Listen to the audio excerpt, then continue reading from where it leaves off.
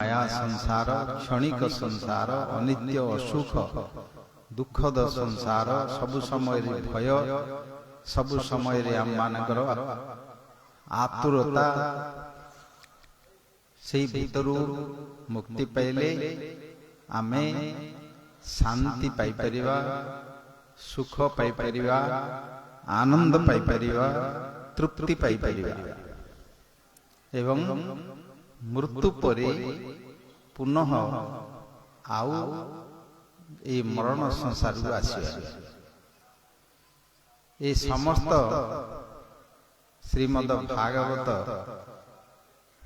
महापुराण रे वर्णना अछि किंतु पाइबा कोडु ना श्री गुरु पाद पद्मंकर जो माने भक्त माने भक्ति साधन करी ए वस्तु को उपलब्धि करचंदी प्राप्ति करचंदी सिद्धि करचंदी तांकर कृपारु ही पाइबा अन्य उपाय किछ नाही हमको ए जगत भितरे मनुष्य जन्म जदियो दुर्लभ बहु जन्म परे परे शास्त्र वर्णना करचंदी सुलभ बोली कहचंदी किंतु जन्मरु किछि ज्ञान न थाए आमे सब अज्ञानी पशु पक्षी मानकर जन्मरु तांकर ज्ञान अछि तांको की पढ़ेवा दरकार नहीं स्कूल को जीवा दरकार नहीं से मानकर औषध जानचंदी से मानकर खाद्य जानचंदी से माने ठीक रे चलचंदी किंतु मनुष्य पई भगवान गोटिए व्यवस्था देइचंदी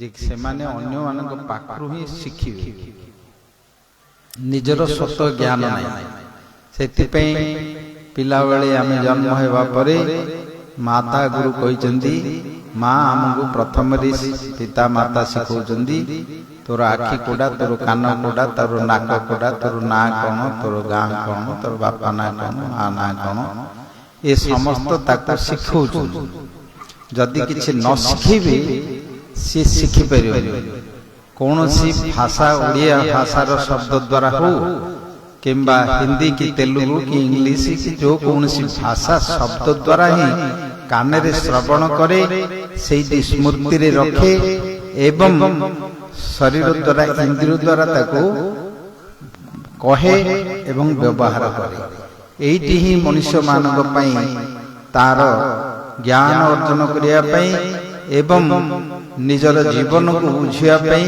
ए व्यवस्था अछि जन्मरु मनुष्य मान कौन ज्ञान नहीं पशु पक्षी माने तांकर सब औषध खाउचंदी से माने मिली मिसी सब रहउचंदी तांकर कौन पॉलिटिकल पार्टी नहीं कौन विरुद्ध एगेंस्ट पार्टी नहीं रूलिंग पार्टी नहीं से मानकर को डॉक्टर नहीं लेबोरेटरी नहीं कौन विषय सब से माने जानती कुआडू साइबेरिया रु राशिया रु कोटि कोटि पळे आउछंदी लक्ष लक्ष पक्षी माने चिलिका आडे गरम अछि इटी आनंद रे रहे बोली पळे आउछंदी से माने को क्लाइमेट विषय रे कोन जानितली कि ना रेडर देखि आउछंदी तांकर स्वतः ज्ञान अछि संसार विषय रे आउ से मानकर आहार निद्रा भय मैथुन संसार करिवा पिलापिली जन्म करिवा घर करि रहिवा खाया पीवा करिवा एगुडी को समस्तंगर अछि मनुष्य मानक पाखरे किंतु सेति कि नाही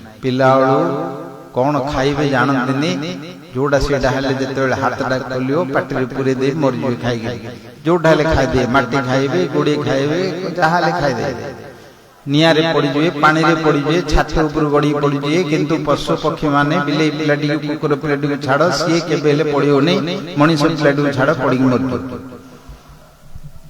जदियो दुर्लभ जन्म मनुष्य किंतु जन्मरु कोनोसी ज्ञान नाही तांका तो ज्ञान पाए कि भावे ना सुनी गिरी पाए देखि गिरी पाए नियाडा देखु तो से पिला जाय कि नियाडा को धरि पड़ियो ताको सब बेले देखियो पड़ुछि टिके जेतेबेले चला बुला करियो मनुष्य को तार बापा मां समस्त ताको रक्षा करिए न हले कुडी जाय गिरी कोन नष्ट कर दो पड़ दो निया रे पड़ जिवो पानी रे पड़ जिवो कुडेले मर जिवो ताको रक्षा करियो पड़े एवं शिक्षा देबा पड़े सेति पई सेठी की जाना सेटा को धरना बोली कहले से पिलाटी सेठी की आजियो दीपटा जळते से दीपटा को धरि होइयो ताको बंद करियो पड़े भगवान ମଣିଷକୁ ସୃଷ୍ଟି କଲେ, କିନ୍ତୁ ଆଙ୍କୁ ଶିଖିବା ପାଇଁ ବେଦ ମାତା ରୂପରେ ଶାସ୍ତ୍ର ରୂପରେ ତାକୁ ବେଦ ଜୀବେର କୃପାୟ କହିଲା କୃଷ୍ଣ ବେଦ ପୁରାଣ। ବେଦ ପୁରାଣ ଶାସ୍ତ୍ର ଟିକେ ସାଉଣ୍ଡ କମ କର, ସାଉଣ୍ଡ ଇକୋ କମ କର। ସେଇଠି ଭଗବାନ ମଣିଷକୁ ଯେତେବେଳେ ସୃଷ୍ଟି କଲେ ସେତେବେଳେ ଏହି ଜ୍ଞାନ ମଧ୍ୟ ତାଙ୍କୁ ଦେଲେ। କାହିଁକି ନା ସେମାନେ ସତ୍ୟ କଣ ଜାଣିବେ ଏବଂ ଏ ମୃତ୍ୟୁ ସଂସାର ଭିତରୁ ମାୟା ଭିତରୁ କେମିତି ମୁକ୍ତି ପାଇକି ଯିବେ। କାହିଁକି ନା ଏଠି ଜନ୍ମ ହେବା, ଏ ଶରୀରଟି ମିଳିବା ବହୁତ କଷ୍ଟଦାୟକ। ଆମେ ଭାବୁଛେ ମାର ପେଟରେ 9 ମାସ 10 ମାସ ରହି ଜନ୍ମ ହଉଛେ, କିନ୍ତୁ ତା ପୂର୍ବରୁ ବାପା ପେଟରେ ଥିଲେ, ବାପା ଶରୀରରେ ଥିଲେ। ବାପା ଶରୀରରେ କେତେ ଦିନ ଥିଲେ କିଏ ଜାଣିଛନ୍ତି? କେହି ଜାଣିନାହାନ୍ତି। ନା ବିନା ବାପାରେ ମାଙ୍କ ପାଖରୁ କିଏ ପଳେଇ ଆସି ଜନ୍ମ ହେବେ? ହେଇପାରିବେ। ତାହେଲେ କୌଣସି ଡାକ୍ତର, କୌଣସି ବୈଜ୍ଞାନିକ, କୌଣସି ଦାର୍ଶନିକ ଏ ବିଷୟରେ ଜାଣନ୍ତିନି। ଭଗବାନ ଏ କଥା ଆମକୁ ବୁଝେଇବା ପାଇଁ କପିଳ ରୂପରେ ଆସି ଏସବୁ ଡିଟେଲ ଆମକୁ କହିଥିଲେ। ମହାରାଜ ତମକୁ କହୁଥିଲେ କପିଳଙ୍କର ସମ୍ବାଦ ବିଷୟ ମୁଁ ପଚାରୁଥିଲି, କଣ ଆଲୋଚନା କରୁଛନ୍ତି? ସେ ଆସିକି ଆମକୁ ଏହି ଜ୍ଞାନ ଦେଲେ। କାହିଁକି ନା ଆମର କୌଣସି ଜ୍ଞାନ ନାହିଁ। ଆମେ ଭାବୁଛୁ ଆମର ମାଙ୍କର ପେଟରୁ ଜନ୍ମ ହେଲେ ଏଇଟା ଆମର ହେଲା ଜନ୍ମ ସ୍ଥାନ, birth place, birth time, birth date, ଆମର ଜନ୍ମ, ଆମର କୁଳ, ଆମର ନ୍ୟାସନାଲିଟି, ୟାକୁ ନେଇକି ଆମେ ସବୁ ପରିଚୟ କରୁଛେ, କିନ୍ତୁ ସେଇଟା ସତ୍ୟ ନାହିଁ। ଆଚ୍ଛା, ବାପାଙ୍କ ଶରୀରରୁ ଯୋଉ ଆସୁଛି, କଣ ବାପାଙ୍କ ଶରୀରରେ ସେ କଣ ପିଲାବେଳୁ ବାପାର ଶରୀରରେ ଥିଲା କି? ନାହିଁ। ବାପାକୁ ମେଚୁର୍ଡ ହେବା ପାଇଁ 20 ବର୍ଷ 15 ବର୍ଷ ଲାଗୁଛି। ମାଙ୍କୁ ମଧ୍ୟ ମେଚୁର୍ଡ ହେବା ପାଇଁ ତାଙ୍କୁ ମଧ୍ୟ 15-16 ବର୍ଷ 20 ବର୍ଷ ଲାଗୁଛି। ତାପରେ ସେମାନଙ୍କର ସନ୍ତାନକୁ ଉତ୍ପତ୍ତି କରିବାର, ତାଙ୍କର ଜନ୍ମ ହେବାର ଯୋଗ୍ୟତା ତାଙ୍କର ଶରୀର ଭିତରେ ଆସୁଛି। ମାଙ୍କର ଆସୁଛି, ବାପାଙ୍କର ଆସୁଛି। ବାପାଙ୍କର ଶରୀରରେ ଜନ୍ମରୁ ନଥାଉଛି ସେ, ତାକୁ ଯୌବନ ଆସିଲେ, କନ୍ଦର୍ପର ଯେତେବେଳେ କାମର ବେଗ ଆସୁଛି, ସେତେବେଳେ ଏଇ ଆତ୍ମା ତା ଶରୀରରେ ଥାଉଛି ଏବଂ ସେ ଶରୀର ଭିତରୁ ପୁରୁଷ ଶରୀରରୁ ସ୍ତ୍ରୀ ଶରୀରକୁ ଯାଉଛି। କିନ୍ତୁ ତା ପୂର୍ବରୁ କୋଉଠି ଥିଲା? ବାପାଙ୍କ ଶରୀରରେ ମଧ୍ୟ ଶରୀରରୁ ଜାତ ହେଇନି, ତା ଶରୀରକୁ ମଧ୍ୟ ପୁରୁଷ ଶରୀରକୁ ଆତ୍ମା ଯାଉଛି। କେମିତି ଯାଉଛି ଏ କଥା ତ ଏମାନେ କିଏ ଜାଣନ୍ତିନି। ଭଗବାନ କହିଛନ୍ତି ଯିଏ ସୃଷ୍ଟିକର୍ତ୍ତା, ତାଙ୍କ କଥା ସେଥିପାଇଁ ଶୁଣିବା ଦରକାର। ଯାହା କଥା ଶୁଣିଲେ ଆମେ ଆମ ବିଷୟରେ ଜାଣିପାରିବା, ଆମ ବିଷୟରେ ଆମର ଜ୍ଞାନ ହବ ଏବଂ ଆମେ କିଏ ଜାଣିପାରିବା। ଆମେ କିଏ ଯଦି ଜାଣିପାରିବା ତାହେଲେ ଆମେ କଣ କରିବା, କଣ କରିବା ଆମର କର୍ତ୍ତବ୍ୟ କଲେ କଣ ଆମକୁ ମିଳିବ, ଏବଂ ଏ ସଂସାର ମରଣଶୀଳ ସଂସାର, କାଳର ବଶ୍ୟ ଏ ଜଗତ, ପ୍ରାଣୀ ଏ କାଳର ଆୟତ, ଏ କାଳ ଭିତରୁ କେମିତି ମୁକ୍ତି ପାଇପାରିବା ଏବଂ ଯୋଉ ସ୍ଥାନରୁ ଆମେ ଆସିଛେ ସେ ସ୍ଥାନରେ ଯାଇକି ପହଞ୍ଚି ପାରିବା।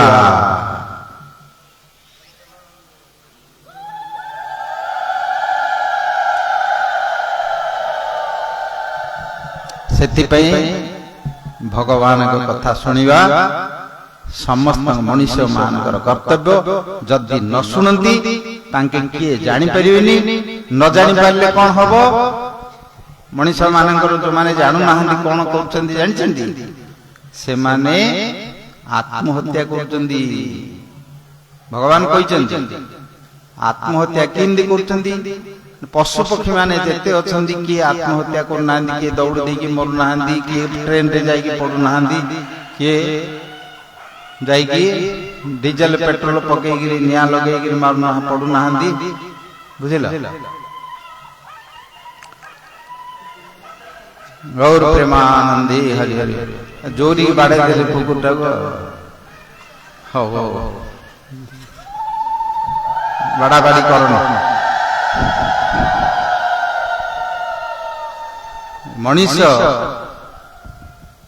ମଣିଷ କୁକୁର ବିଲେଇ ପଶୁ ମାନଙ୍କ ସବୁ ଜ୍ଞାନ ଅଛି, କିନ୍ତୁ ଏ ଭାଗବତ ଜ୍ଞାନ ତାଙ୍କର ଆଇବ। ଶୁଣିବା, ଓ ଆଇ ପାଠ ପଢିବା, ସ୍କୁଲରେ ଯାଇକିରି ଲେଖା କରିବା, ଅକ୍ଷର ଜ୍ଞାନ, এই যে আলফাবেটিক্যাল নলেজ পড়িবা, পড়িকি শব্দକୁ অভ্যাস করিবা, শব্দ তাপরে পদ, পদরু বাক্য, বাক্যরু বিষয়, এই তত্ত্ব এগুড়িକୁ জানিবা ପାଇଁ ସେମାନଙ୍କର এই ଜ୍ଞାନ ନାହିଁ। ଆଉ ଏ ସଂସାର ବିଷୟରେ ଖାଇବା ପିଇବା ରହିବା ଇତ୍ୟାଦି ଏଇଥିରେ ସେମାନଙ୍କର ପରଫେକ୍ଟ, ତାଙ୍କୁ ଜାଣିବା ଦରକାର ନାହିଁ, ତାଙ୍କ ଇନ୍ଦ୍ରିୟ ଗୋଟେ ସବୁ ଜାଣନ୍ତି। ସେଥିପାଇଁ ଆମ ମାନଙ୍କୁ ଯୋଉ ଜ୍ଞାନ ଆମକୁ ଭଗବାନ ଦେଇଛନ୍ତି ଜ୍ଞାନ, ତାକୁ ଜାଣିବା ଦରକାର। ନ ଜାଣିଲେ ଆତ୍ମହତ୍ୟା କରନ୍ତି। ପଶୁ ପକ୍ଷୀ ମାନେ କିଏ ଜାଣି ଶୁଣିକି ଦୌଡ଼ି ଦେଇକି ମରୁଛନ୍ତି, କେବଳ ମଣିଷ ଏ କାମ କରୁଛନ୍ତି। ଦୌଡ଼ି ଦେଇକିରି ବୁଦ୍ଧିକୁ ବ୍ୟବହାର କରୁଛନ୍ତି, କୌଶଳକୁ ବ୍ୟବହାର କରୁଛନ୍ତି, କେମିତି ମରିବି, ଆଉ ଗଳାରେ ଦୌଡ଼ଟା ଲାଗିଲେ କେମିତି ଗୋଡ଼ଟା ହାତରୁ ଲାଗିବନି, ତାପରେ ସେଠୁ ମରିବେ। ବୁଦ୍ଧିମାନ ଲୋକ କରିବେ, ବୋକା ଲୋକ କରିପାରିବେନି। ସେ ବୁଦ୍ଧିମାନ ଲୋକ ଏବଂ କୌଶଳୀ ଲୋକ ହିଁ ମରୁଛନ୍ତି। ଆଉ କେତେ କଣ କରୁଛନ୍ତି ନା ବିଷାକ୍ତ ଜିନିଷ ଖାଉଛନ୍ତି, ମଦ, ଗଞ୍ଜେଇ, ଆଉ ଅଫିମ, ହିରୋଇନ, ଚରସ ଏଗୁଡାକ ମଧ୍ୟ ଖାଉଛନ୍ତି। ସେଗୁଡାକ ମଧ୍ୟ ସ୍ଲୋ ପଏଜନ ଭାବରେ ତାଙ୍କର ଆୟୁଷ ନଷ୍ଟ ହଉଛି, ଧୀରେ ଧୀରେ ଧୀରେ ଧୀରେ ମରୁଛନ୍ତି। ମଣିଷ ଖାଉଛନ୍ତି, ପଶୁ ପକ୍ଷୀ ମାନେ କିଏ ଖାଉଛନ୍ତି? ଗୋଟେ ମଦ, ଗଞ୍ଜେଇ, ନିଶା ଖାଉଛନ୍ତି? କିଛି ଖାଉନାହାନ୍ତି। ଏମାନେ ଖାଉଛନ୍ତି। କାହିଁକି ଖାଉଛନ୍ତି ନା ଏମାନେ ଜାଣୁନାହାନ୍ତି କିଏ ସିଏ। ତାଙ୍କେ ସ୍ୱୟଂ ଅମୃତ ସ୍ୱରୂପ, ଆନନ୍ଦ ସ୍ୱରୂପ, ଚେତନମୟ ସ୍ୱରୂପ, ସତ୍ୟ ସ୍ୱରୂପ ଏବଂ ଅମର ସିଏ, ଅମର ସ୍ୱରୂପ ସିଏ। ନିତ୍ୟ ସର୍ବଗତ ସ୍ଥାଣୁ ଅଚଳ ଅୟଂ ସନାତନଃ ନ ଜାୟତେ ମ୍ରିୟତେ ବା କଦାଚିନ୍ନାୟଂ ଭୂତ୍ୱା ଭବିତା ବା ନ ଭୂୟଃ। ତାଙ୍କର ଆତ୍ମାର ଜନ୍ମ ନାହିଁ, ମରଣ ନାହିଁ, ବୃଦ୍ଧି ନାହିଁ, କ୍ଷୟ ନାହିଁ, ରୋଗ ନାହିଁ, ଭୋକ ନାହିଁ, ଶୋଷ ନାହିଁ, କାମ, କ୍ରୋଧ, ଲୋଭ, ମଦ, ମୋହ, ମାଶ୍ଚର୍ଯ୍ୟ ଇତ୍ୟାଦି ତାର ନାହିଁ। ସେ ହଉଛି ଅଶୋକ ଏବଂ ଅମୃତ ସ୍ୱରୂପ ଏବଂ ତାର କେହି ତାକୁ ମାରିପାରିବେନି। ଅଗ୍ନି ପୋଡ଼ି ପାରିବନି, ଜଳ ବୁଡେଇ ପାରିବନି, ପବନ ଶୁଖେଇ ପାରିବନି, ଯେତେ ଖଣ୍ଡା କାଟି ଅଛି ମାରିଲେ ମରିବନି, କିମ୍ବା ନ୍ୟୁକ୍ଲିୟର ବମ୍ ପଡିଲେ ମଧ୍ୟ, ଏଟମ ବମ୍ ପଡିଲେ ମଧ୍ୟ ଗୋଟେ ଆତ୍ମାକୁ କେବେ ହେଲେ ସେ ମାରିପାରିବନି। ଗୌର ହରି ହରି।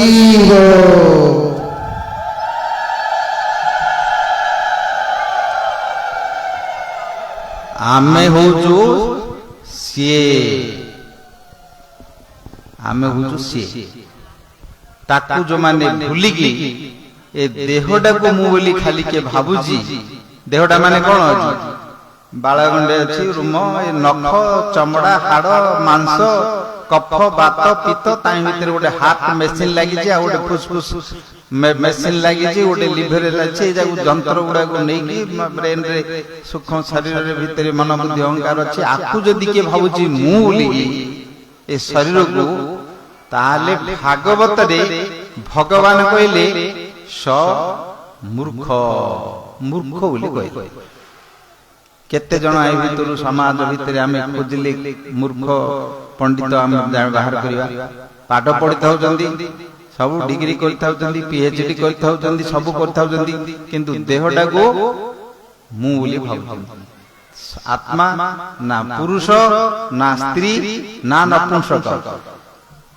ଆତ୍ମା ସ୍ତ୍ରୀ ନାହିଁ, କିମ୍ବା ପୁରୁଷ ନାହିଁ, କି ନପୁଂସକ ନାହିଁ। କିଏ କହିଲା ଏ କଥା? ଭଗବାନ ଆମକୁ କହିଛନ୍ତି।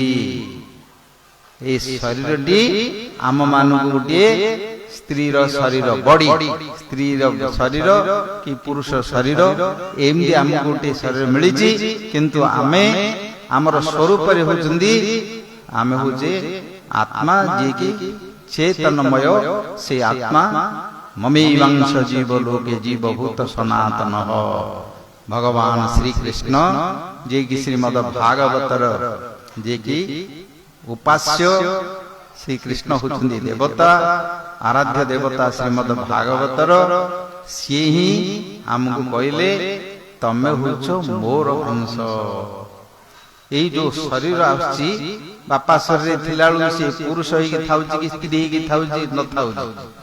ମା ଶରୀରକୁ ପ୍ରବେଶ କଲେ 3 ମାସ ପରେ ତାର ସ୍ତ୍ରୀ ଶରୀର କି ପୁରୁଷ ଶରୀର ଏଗୁଡିକ ଧୀରେ ଧୀରେ ପ୍ରକାଶ ହେଉଛି।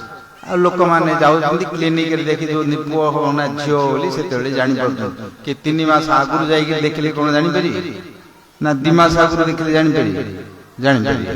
କାହିଁକି 3 ମାସ ପରେ ଏ ସ୍ତ୍ରୀ ଶରୀର କି ପୁରୁଷ ଶରୀର ଇନ୍ଦ୍ରିୟ ଗୁଡ଼ିକ ପ୍ରକାଶ ହୁଅନ୍ତି। ତ ଆମେ ମାନେ କିଏ ସେ?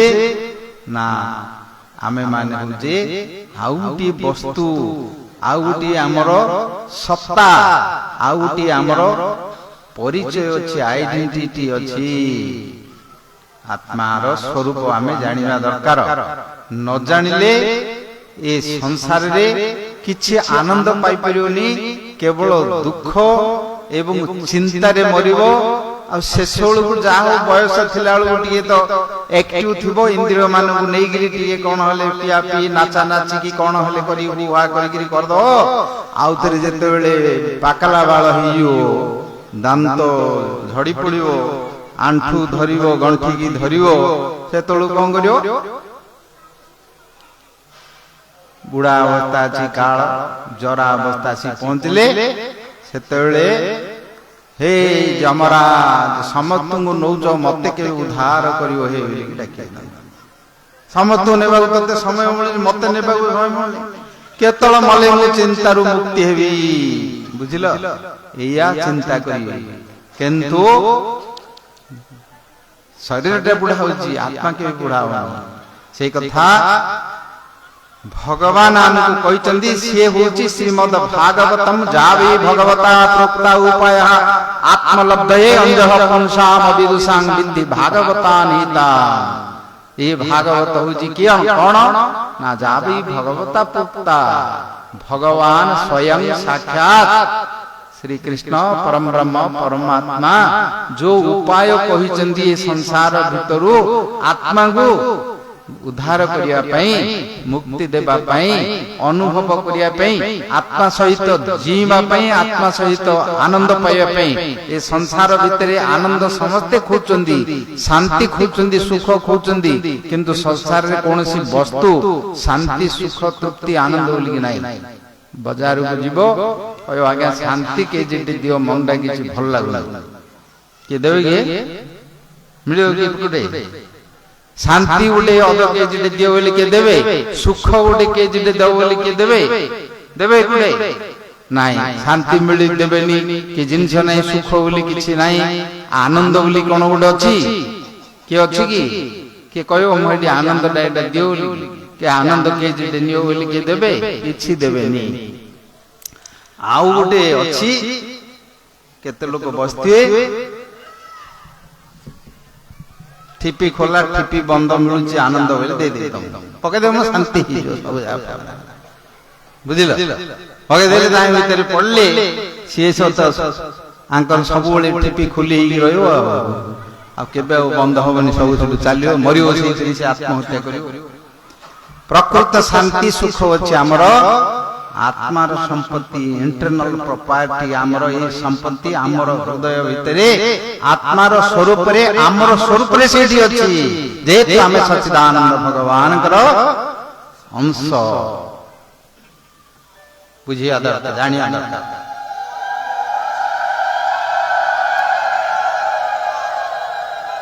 ଆମର ସ୍ୱରୂପରେ ଶାନ୍ତି ସୁଖ ଆନନ୍ଦ ତୃପ୍ତି ଏସବୁ ଅଛି, କିନ୍ତୁ ତାକୁ କେମିତି ଆମେ ଏନ୍ଜୟ କରିବା, ତାକୁ କେମିତି ଆମେ ଅନୁଭବ କରିବା, ଆମେ ଜାଣିନେ। ଆମେ ଏ ବାହାରର ଜିନିଷ ଇନ୍ଦ୍ରିୟ ମାନଙ୍କ ଦ୍ୱାରା ଆଖି ନାକ କାନ ଏସବୁ ଦେଖିକି ଭାବୁଛନ୍ତି, ଆମେ ଭାବୁଛେ ଏ ଲୁଗାଟାକୁ ଡ୍ରେସଟା ମିଳିଲେ ମୁଁ ଟିକେ ଆନନ୍ଦ ପାଇବି, ଏ ଘରଟି ହେଲେ ମୁଁ ଆନନ୍ଦ ପାଇବି, ଏ ଅଳଙ୍କାରଟେ ମତେ ମିଳିଲେ ଆନନ୍ଦ ପାଇବି, କି ଟଙ୍କା ପଇସା ମିଳିଲେ ଆନନ୍ଦ ପାଇବି, କି ନହେଲେ पुरुष माने भावुचंदी स्त्री पाइले मु आनंद हेबी स्त्री भावुची मु पुरुषटे पाइले मु गोटे आनंद हेबी एटा सबुठ बड़ अटैचमेंट भगवान प्रकृति पुरुष को तैयारी करचंदी ता द्वारा ही जगत सब तैयारी हेची वृक्ष लता पशु पक्षी देवता असुर ऋषि मुनि मनुष्य तो आरंभ करी प्रकृति पुरुष संयोगात तद विधि भरतर सब प्रकृति पुरुष द्वारा मिसके आछंदी से माने भावुचंदी आमे पाइले आमको पाइले मु दिगे सुखी हेबी आनंद हेबी युवक युवती जेतेबेले कंदरपुर आसुची तांकर बेग सेतेबेले देखुचंदी भाबुचंदी ए स्त्री को पाइले मु आनंद हेबी से स्त्री भाबुची ए पुरुषटा को मु पाइले आनंद हेबी कि काहे ना ता पाखरे आनंद नहीं आ पाखरे आनंद नहीं ये भाबुची ताकू सिए मते आनंद दबो ये भाबुची सिए मते आनंद दबो दीड जाक जेतळ मिसी जाउचंदी दी जण जाकर दुख बाहरी पड़छ डबल दुख होउची आनंद तो आत्मा रे अछि आत्मा किमदी अछि जानिबा किमदी जानिबा पई हेले एबे आमे जागृत अवस्था रे अछि सब देखुचे सुख दुख भल मंद सब अनुभव करूचे आउ 2 घंटा 3 घंटा पर जीवा सोई पड़िया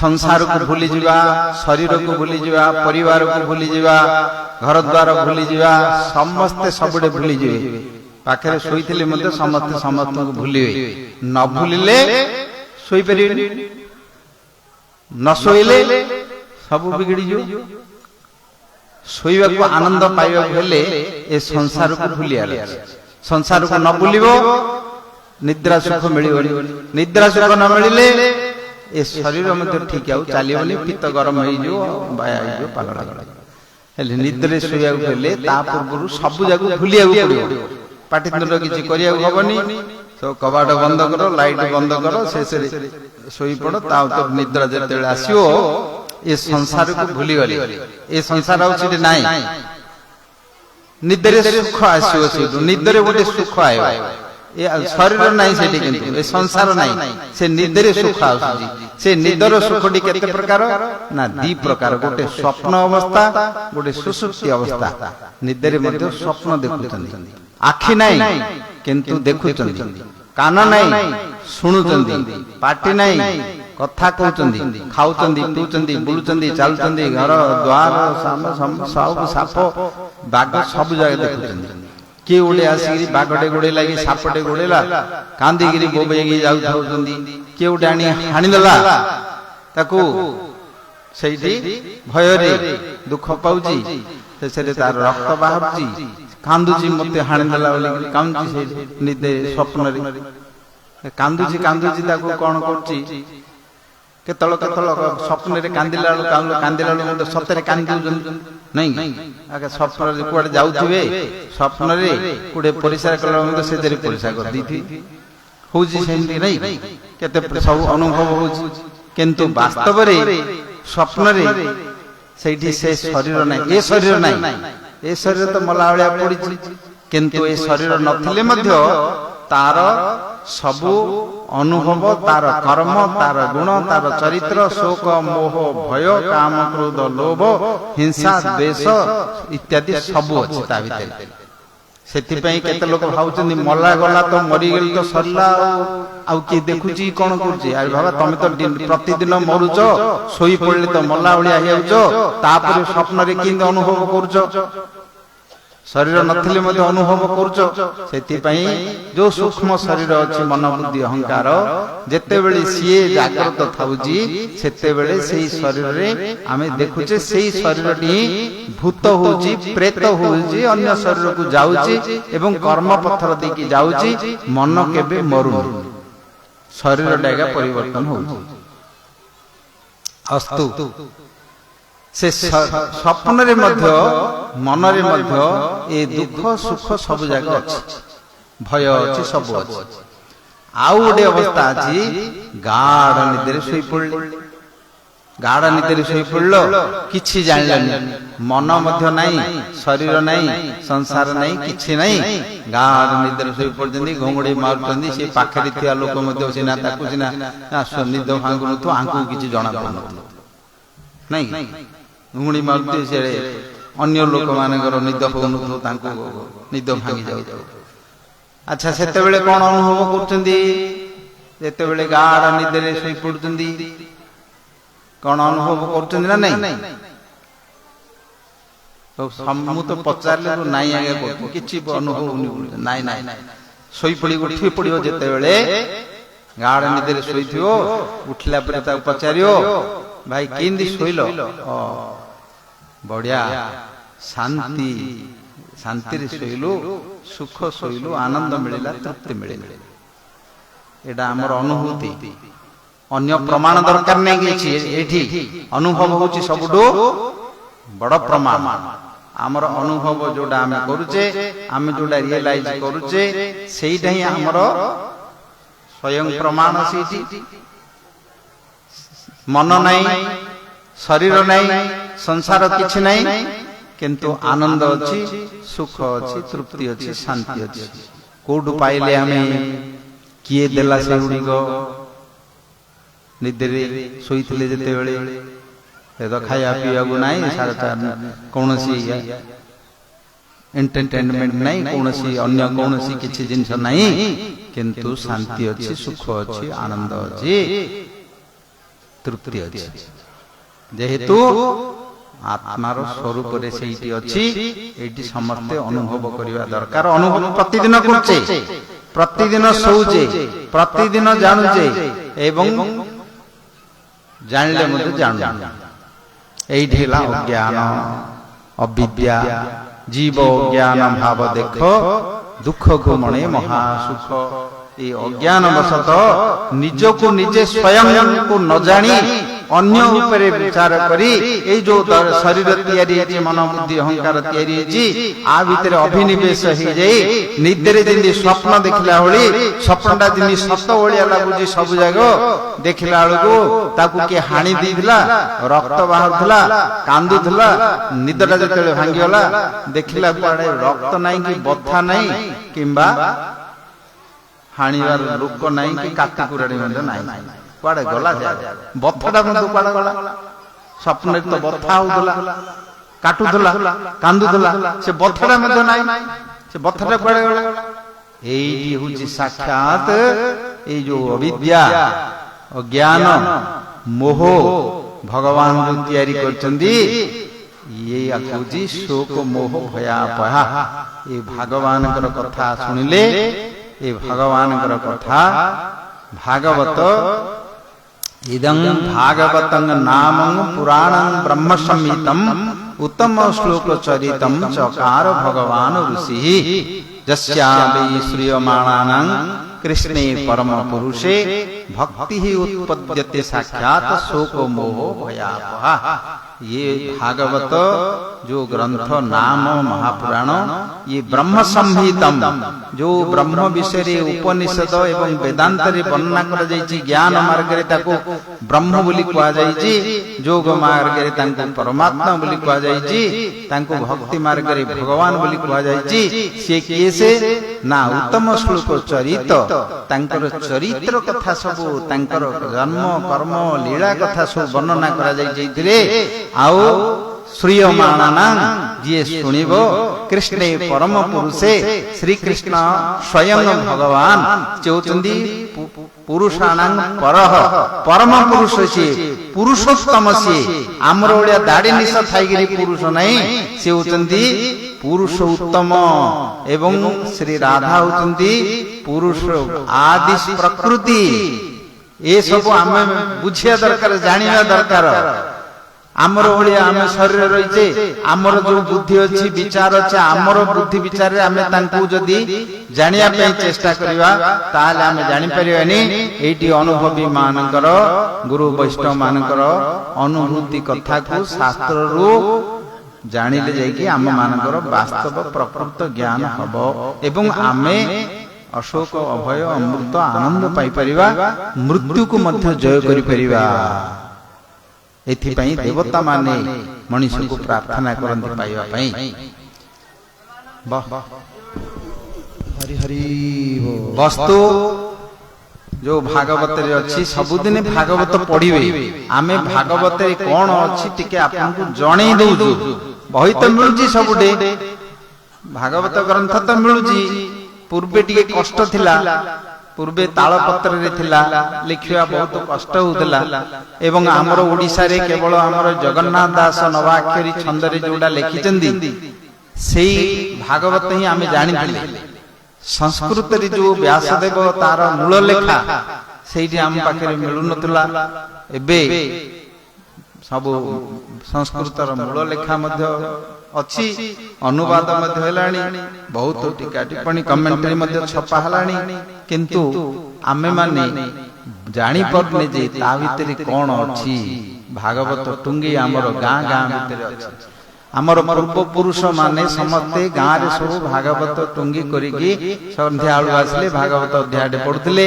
ଜନ୍ମ ହେଲା ବେଳକୁ ଯାଇକି ଦଶମ ସ୍କନ୍ଦ ଗୋପଲୀଳା ଏନ୍ତୁଡି ଶାଳରେ ପଢୁଥାନ୍ତି। ମଲା ବେଳକୁ ଯେତେବେଳେ ଢିକା ବାହାରି ପଡିବ, ପାଖରେ ତୁଳସୀ ଥିବ ଏବଂ ପାଖରେ ଦୀପ ଥିବ, ଧୂପ ଥିବ, ଭାଗବତ ଏକାଦଶ ସ୍କନ୍ଦ ପଢୁଥାନ୍ତି। ଏଇଠି ଆମ ମାନଙ୍କର ସୌଭାଗ୍ୟ, ଯୋଉ ଦେଶରେ ଯୋଉ ଗ୍ରାମରେ ଯୋଉଠି ଆମେ ଜନ୍ମ ହେଇଛେ ସେଇ ଜନ୍ମରେ ସେଇଠି ଶ୍ରୀମଦ ଭାଗବତ ଆରାଧନା ହଉଛି, ଭାଗବତଙ୍କର ପୂଜା ହଉଛନ୍ତି, ଶ୍ରବଣ ହଉଛି, କୀର୍ତ୍ତନ ହଉଛି। ଏବଂ ଜନ୍ମରୁ ମାର ପେଟରୁ ଆସିଲେ ପୁଣି ଭାଗବତ ଶୁଣୁଛେ, ମଲାବେଳେ ପୁଣି ଭାଗବତ ହେଇକି ଯିବା, ଶୁଣିକି ଆମେ ଭଗବାନଙ୍କ ଧାମ ଗୋଲକ ବୈକୁଣ୍ଠରେ ଯାଇକି ପହଞ୍ଚି ପାରିବା।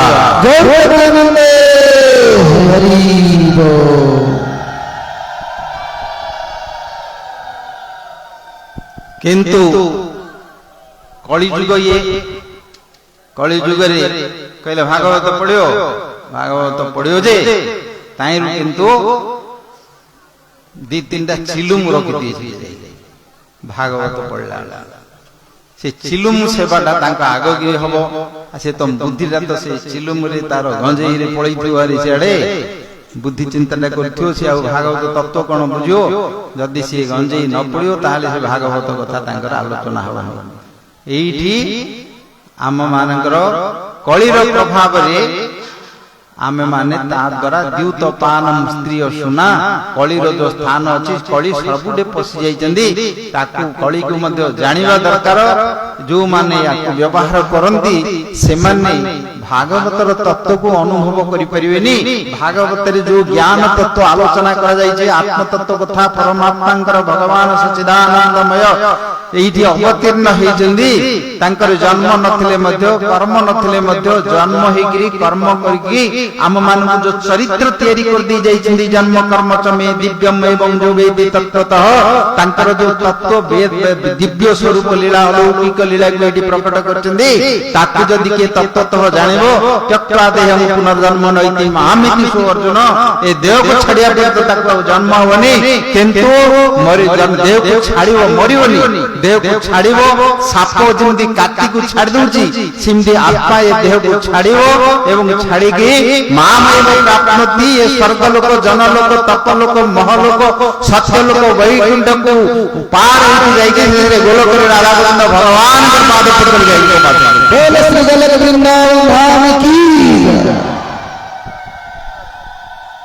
ଇଏ ହଉଛି ଶ୍ରୀମଦ ଭାଗବତ। ଜନ୍ମ କର୍ମ ଚମେ ଦିବ୍ୟମ। ତାଙ୍କୁ ଯଦି କହିବ ଭଗବାନ ରାମଚନ୍ଦ୍ର ଆସିଥିଲେ, ଆମର ଓଳିଆ ମନୁଷ୍ୟ ଭଳିଆ କାନ୍ଦୁଥିଲେ, ହସୁଥିଲେ, ଯୁଦ୍ଧ କଲେ, କେତେ କଣ ତାଙ୍କର କଲେ। ଶ୍ରୀକୃଷ୍ଣ ଭଗବାନ ଆସିଲେ କେତେ କଣ କରିକି ଯାଇଛନ୍ତି। ତାଙ୍କୁ ହେଲେ ଗ୍ରହ ପଡିଯାଉଛି, ତାଙ୍କୁ ହେଲେ ଗ୍ରହ ରୂପେ ଜନାର୍ଦ୍ଦନ ପଡିଯିବାରୁ ରାଜା ରାମ ବନଉନ୍ନତ ବୋଲି କହିବ। ସବୁ ଗ୍ରହ ଯାକୁ ତ ରାବଣ ବାନ୍ଧିକି ରଖିଦେଇଥିଲା, ଆଉ ରାମଚନ୍ଦ୍ର କେତେବେଳେ ଗ୍ରହ ପଡିଯାଉଥିଲା ସବୁ ଗାଁ ଗାଁରେ କହୁଛନ୍ତି ନା।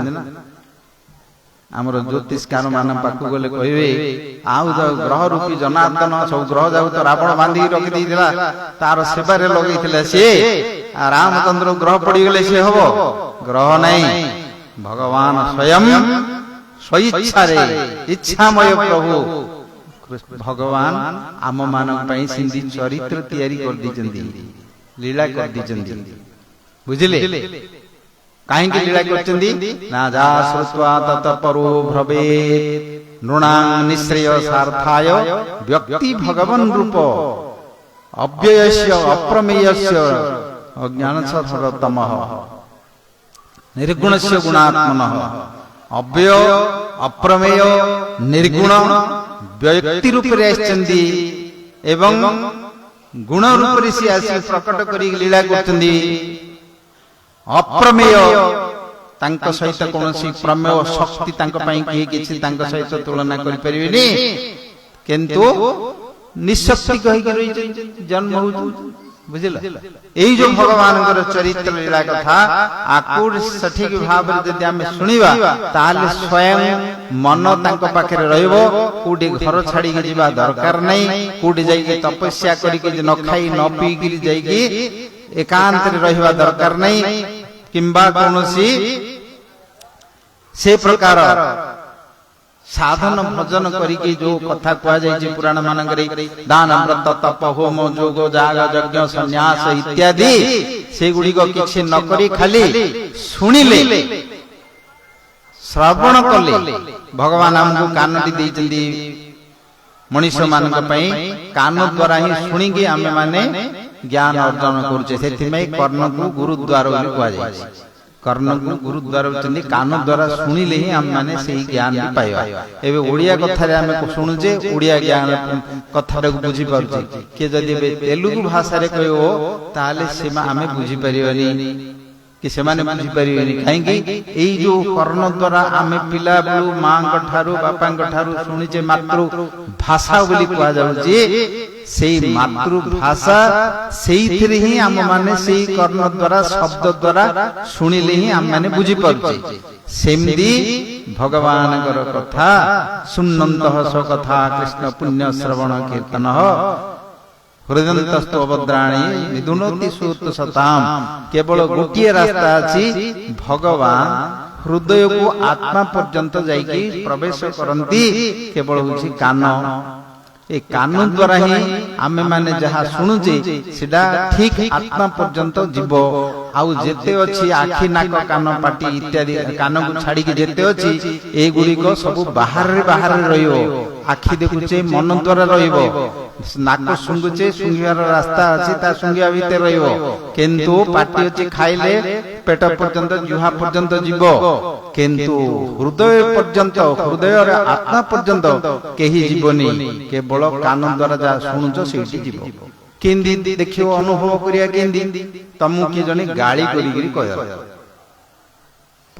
दी चारि पद कहय तू गोटे पशुडे तू गोटे मूर्खडे कि तू गोटे चोरटे कि कहीं गाली करी कहि दी थाउ गाली करी कोन गोटे कहि दो संभावित चाकरीति मरणादर्तिरिच्यते सम्मानित लोक मानगो जदि अपमानित करी कहि दो ताहाले सेडा मरण होइले अधिक बोली तांको कहा जाई कि जदि तुमको गाली करी कहला से शब्द पद तम भीतर को कान देकी मन बुद्धि तार विवेक तार स्मृति को सहित जाइके हृदय रे पसी आत्मा को जाइके सेते बेले ताकू कलबल कर दबो एवं मर्म विदारे ताहा जानी बाक बाण बाणी रूपक बाण बाण बाजले टिके ताकू सफा कर दो औषध देकी ताकू बाहर करि परियो किंतु कथा रूपक बाण जार कान देकी प्रवेश कला हृदय को ताड़ित कला ना ताकू कोनोसी ट्रीटमेंट करि परियो ना ताकू बाहर करि परियो से तुमको विदान कर दो एवं सेहिति पई ही रामायण सृष्टि छि महाभारत सृष्टि गां गंडा रे मध्ये झगड़ा होचंदी एवं सेहिति पई सब अशांति अध्यात्म मध्ये होची कथा का घर जीवो सांग साथी हो कि अतिथि हो कुणिया मित्र घर को जीव भल रांधा बड़ा करिक तुमको सब पिठापଣା करिक देबे किंतु भल रे कथा वार्ता करियो कोन करियो खाइ परियो बड़ा भली उली पळैलो आ खा बोली कहि दो सेति बोली हो कथा जदी ठीक रे न कहिबो कथा जदी मर्यादा अपमान रूपक नीच करिकी तांको घृणा करिकी जदि किछि वाक्य प्रयोग करदला ताहाले सेही खाद्य आनंद दबनी से खाद्य ताको पिता है जो थाए काहेकि भाव तार कथा द्वारा ही शब्द द्वारा आसुजी भीतर रे कोन अछि सेठी तार शब्द द्वारा प्रकट होउजी सेति पई कथाटी जदि ठीक थियो भागवत रे कहले विनय मधुर वचन कहि तोषिब प्राणी मन एडा अभ्यास करियर अछि केमती कथाटी कहबा उत्तेजित होकर क्रोधर बश है से कथा कहीदेव जोरी कहीदेव कहीदेले अन्य मान भितर प्रवेश करी कष्ट दब ताकू जदि धीर करी कोमल करी स्वरटा को कमे जदि कहला ताले सेटा ताकू आनंद देदो ताकू कथा द्वारा जमी दुख दौची कथा द्वारा मध्य सेमती सुख दौची तांकु जदि टेका टेकी करी कहीदेव तमर भली किए ना मुझे देखी नी तमर बापा एमती तमर माँ एमती तमर कूल एमती तमें जन्म तम कथा सबुठी प्रशंसा कर तमर जय हो तमर एति जदि कहीदेव कौन अच्छी दरकार राजा महाराजा पाखे समस्त रोता पंडित माने विद्वान माने बंदी आउ भट्ट सब थाए मणिमा कथा गान करदे गोटे श्लोक गोटे गान करदे कौन दरकार नहीं एबे सब राजनीति गले जिंदाबाद जिंदाबाद कहीदेले दरकार तार कौन काम करदे बोलुचंदी ना तांकु जदि टिके प्रशंसा करी कहीदेव ताकु कहंती स्तुति स्तव एवं तांकर जयध्वनि यदि टेका टिकी करी भला मंदी करी कहले आनंद हो जाऊ ता भितर कथा द्वारा किछ नथिले मत सेमदी कथा द्वारा जदि आमे दुर्बाणी अर्थ दे दिए तांको बाधिला बळे जदि किछ कहि दवा से जाय के हृदय भीतर को प्रवेश करिवो आउ ताकू बाहर बाहर करिवो मरला पर्यंत थिबो मरिवा परे पुणी शत्रुता हो जिवो बापा हो पुओ हो भाई हो बंधु हो स्त्री हो स्वामी हो कथावार्ता जदि ठीक नहला ताहाले शत्रु हो जिवे आउ तांकर संबंध कटि दबो मले माछ भात तमर मले माछ भात मोर मले माछ भात की सुकुआ भात करूचंदी ना नहीं कथावार्ता आउ जदि से मते क्षमा मागियार अछि नहीं हौ जाई कह दो हौ मोर टिए दोष हो गेला मते टी क्षमा कर हौ सॉरी क्षमा मागिला नै दीपद कहि देला ना नहीं दीपद कहिबे मरि जी पछे कहिबे बुझिया दरकार कथा सुनिबा तो कहा कथा सुनिबा कथार मूल्य कौन कथार शक्ति केते आम मानकर व्यवहार भितरे परिवार भितरे आम मानकर शक्ति केते ताले भगवान कथार केते तार प्रभाव अछि केते शक्ति अछि भगवान तो स्वयं कथार स्वरूप सिए शब्द ब्रह्म सिए नाम ब्रह्म सिए नाहं तिष्ठामि वैकुंठे जोगिनां हृदयेन च मद्भक्ता जत्र गायन्ति तत्र तिष्ठामि नारद भगवान कथा जो देउथिबे भगवान वैकुंठरे मध्य रही पारंदिनी जोगी मानक पाखे रही पारंदिनी अन्य कौनसी जगह रही पारंदिनी से कथा जोटी होतांदी भक्त मानक भितरे मच्चिता मदगत प्राणः बोधयन्त परस्परम मोर गत प्राण हिथियो जार मो प्रति जो माने समर्पित हिथिबे मोते ही जो मानकर आराधना करी रखिथिबे मो पाखरे जो माने साधु लोक माने भक्त माने मोर चरित्र नाम रूप गुण लीला अर्चना पूजा इत्यादि करी जो माने थांती से मानक भितरु जेते बेले मोर कथा बाहरे सेही प्रकार लोक थिबे सुनिया पई से माने जेते बेले सुनंती मोर कथा द्वारा मोर भाव नाम रूप गुण लीला मोर शक्ति मध्य ताक सहित जाई थाए एवं सेही शक्ति भितरे आकारे म प्रवेश करी मु सेही आनंद रे उपलब्ध करी साधना हृदय स्वाम साधव हृदय मह्यम मदन्नते न जानन्ति नान्ति व्यो मदाबि मोर भक्त मानक छडा मु किछि जाने नै भक्त माने मध्य मो छडा के नहीं सेति पई भक्ति को सर्वश्रेष्ठ करी पराधीन करी भगवान तांको कथा को सर्वश्रेष्ठ कले प्रेमानंद हरि हरि बोल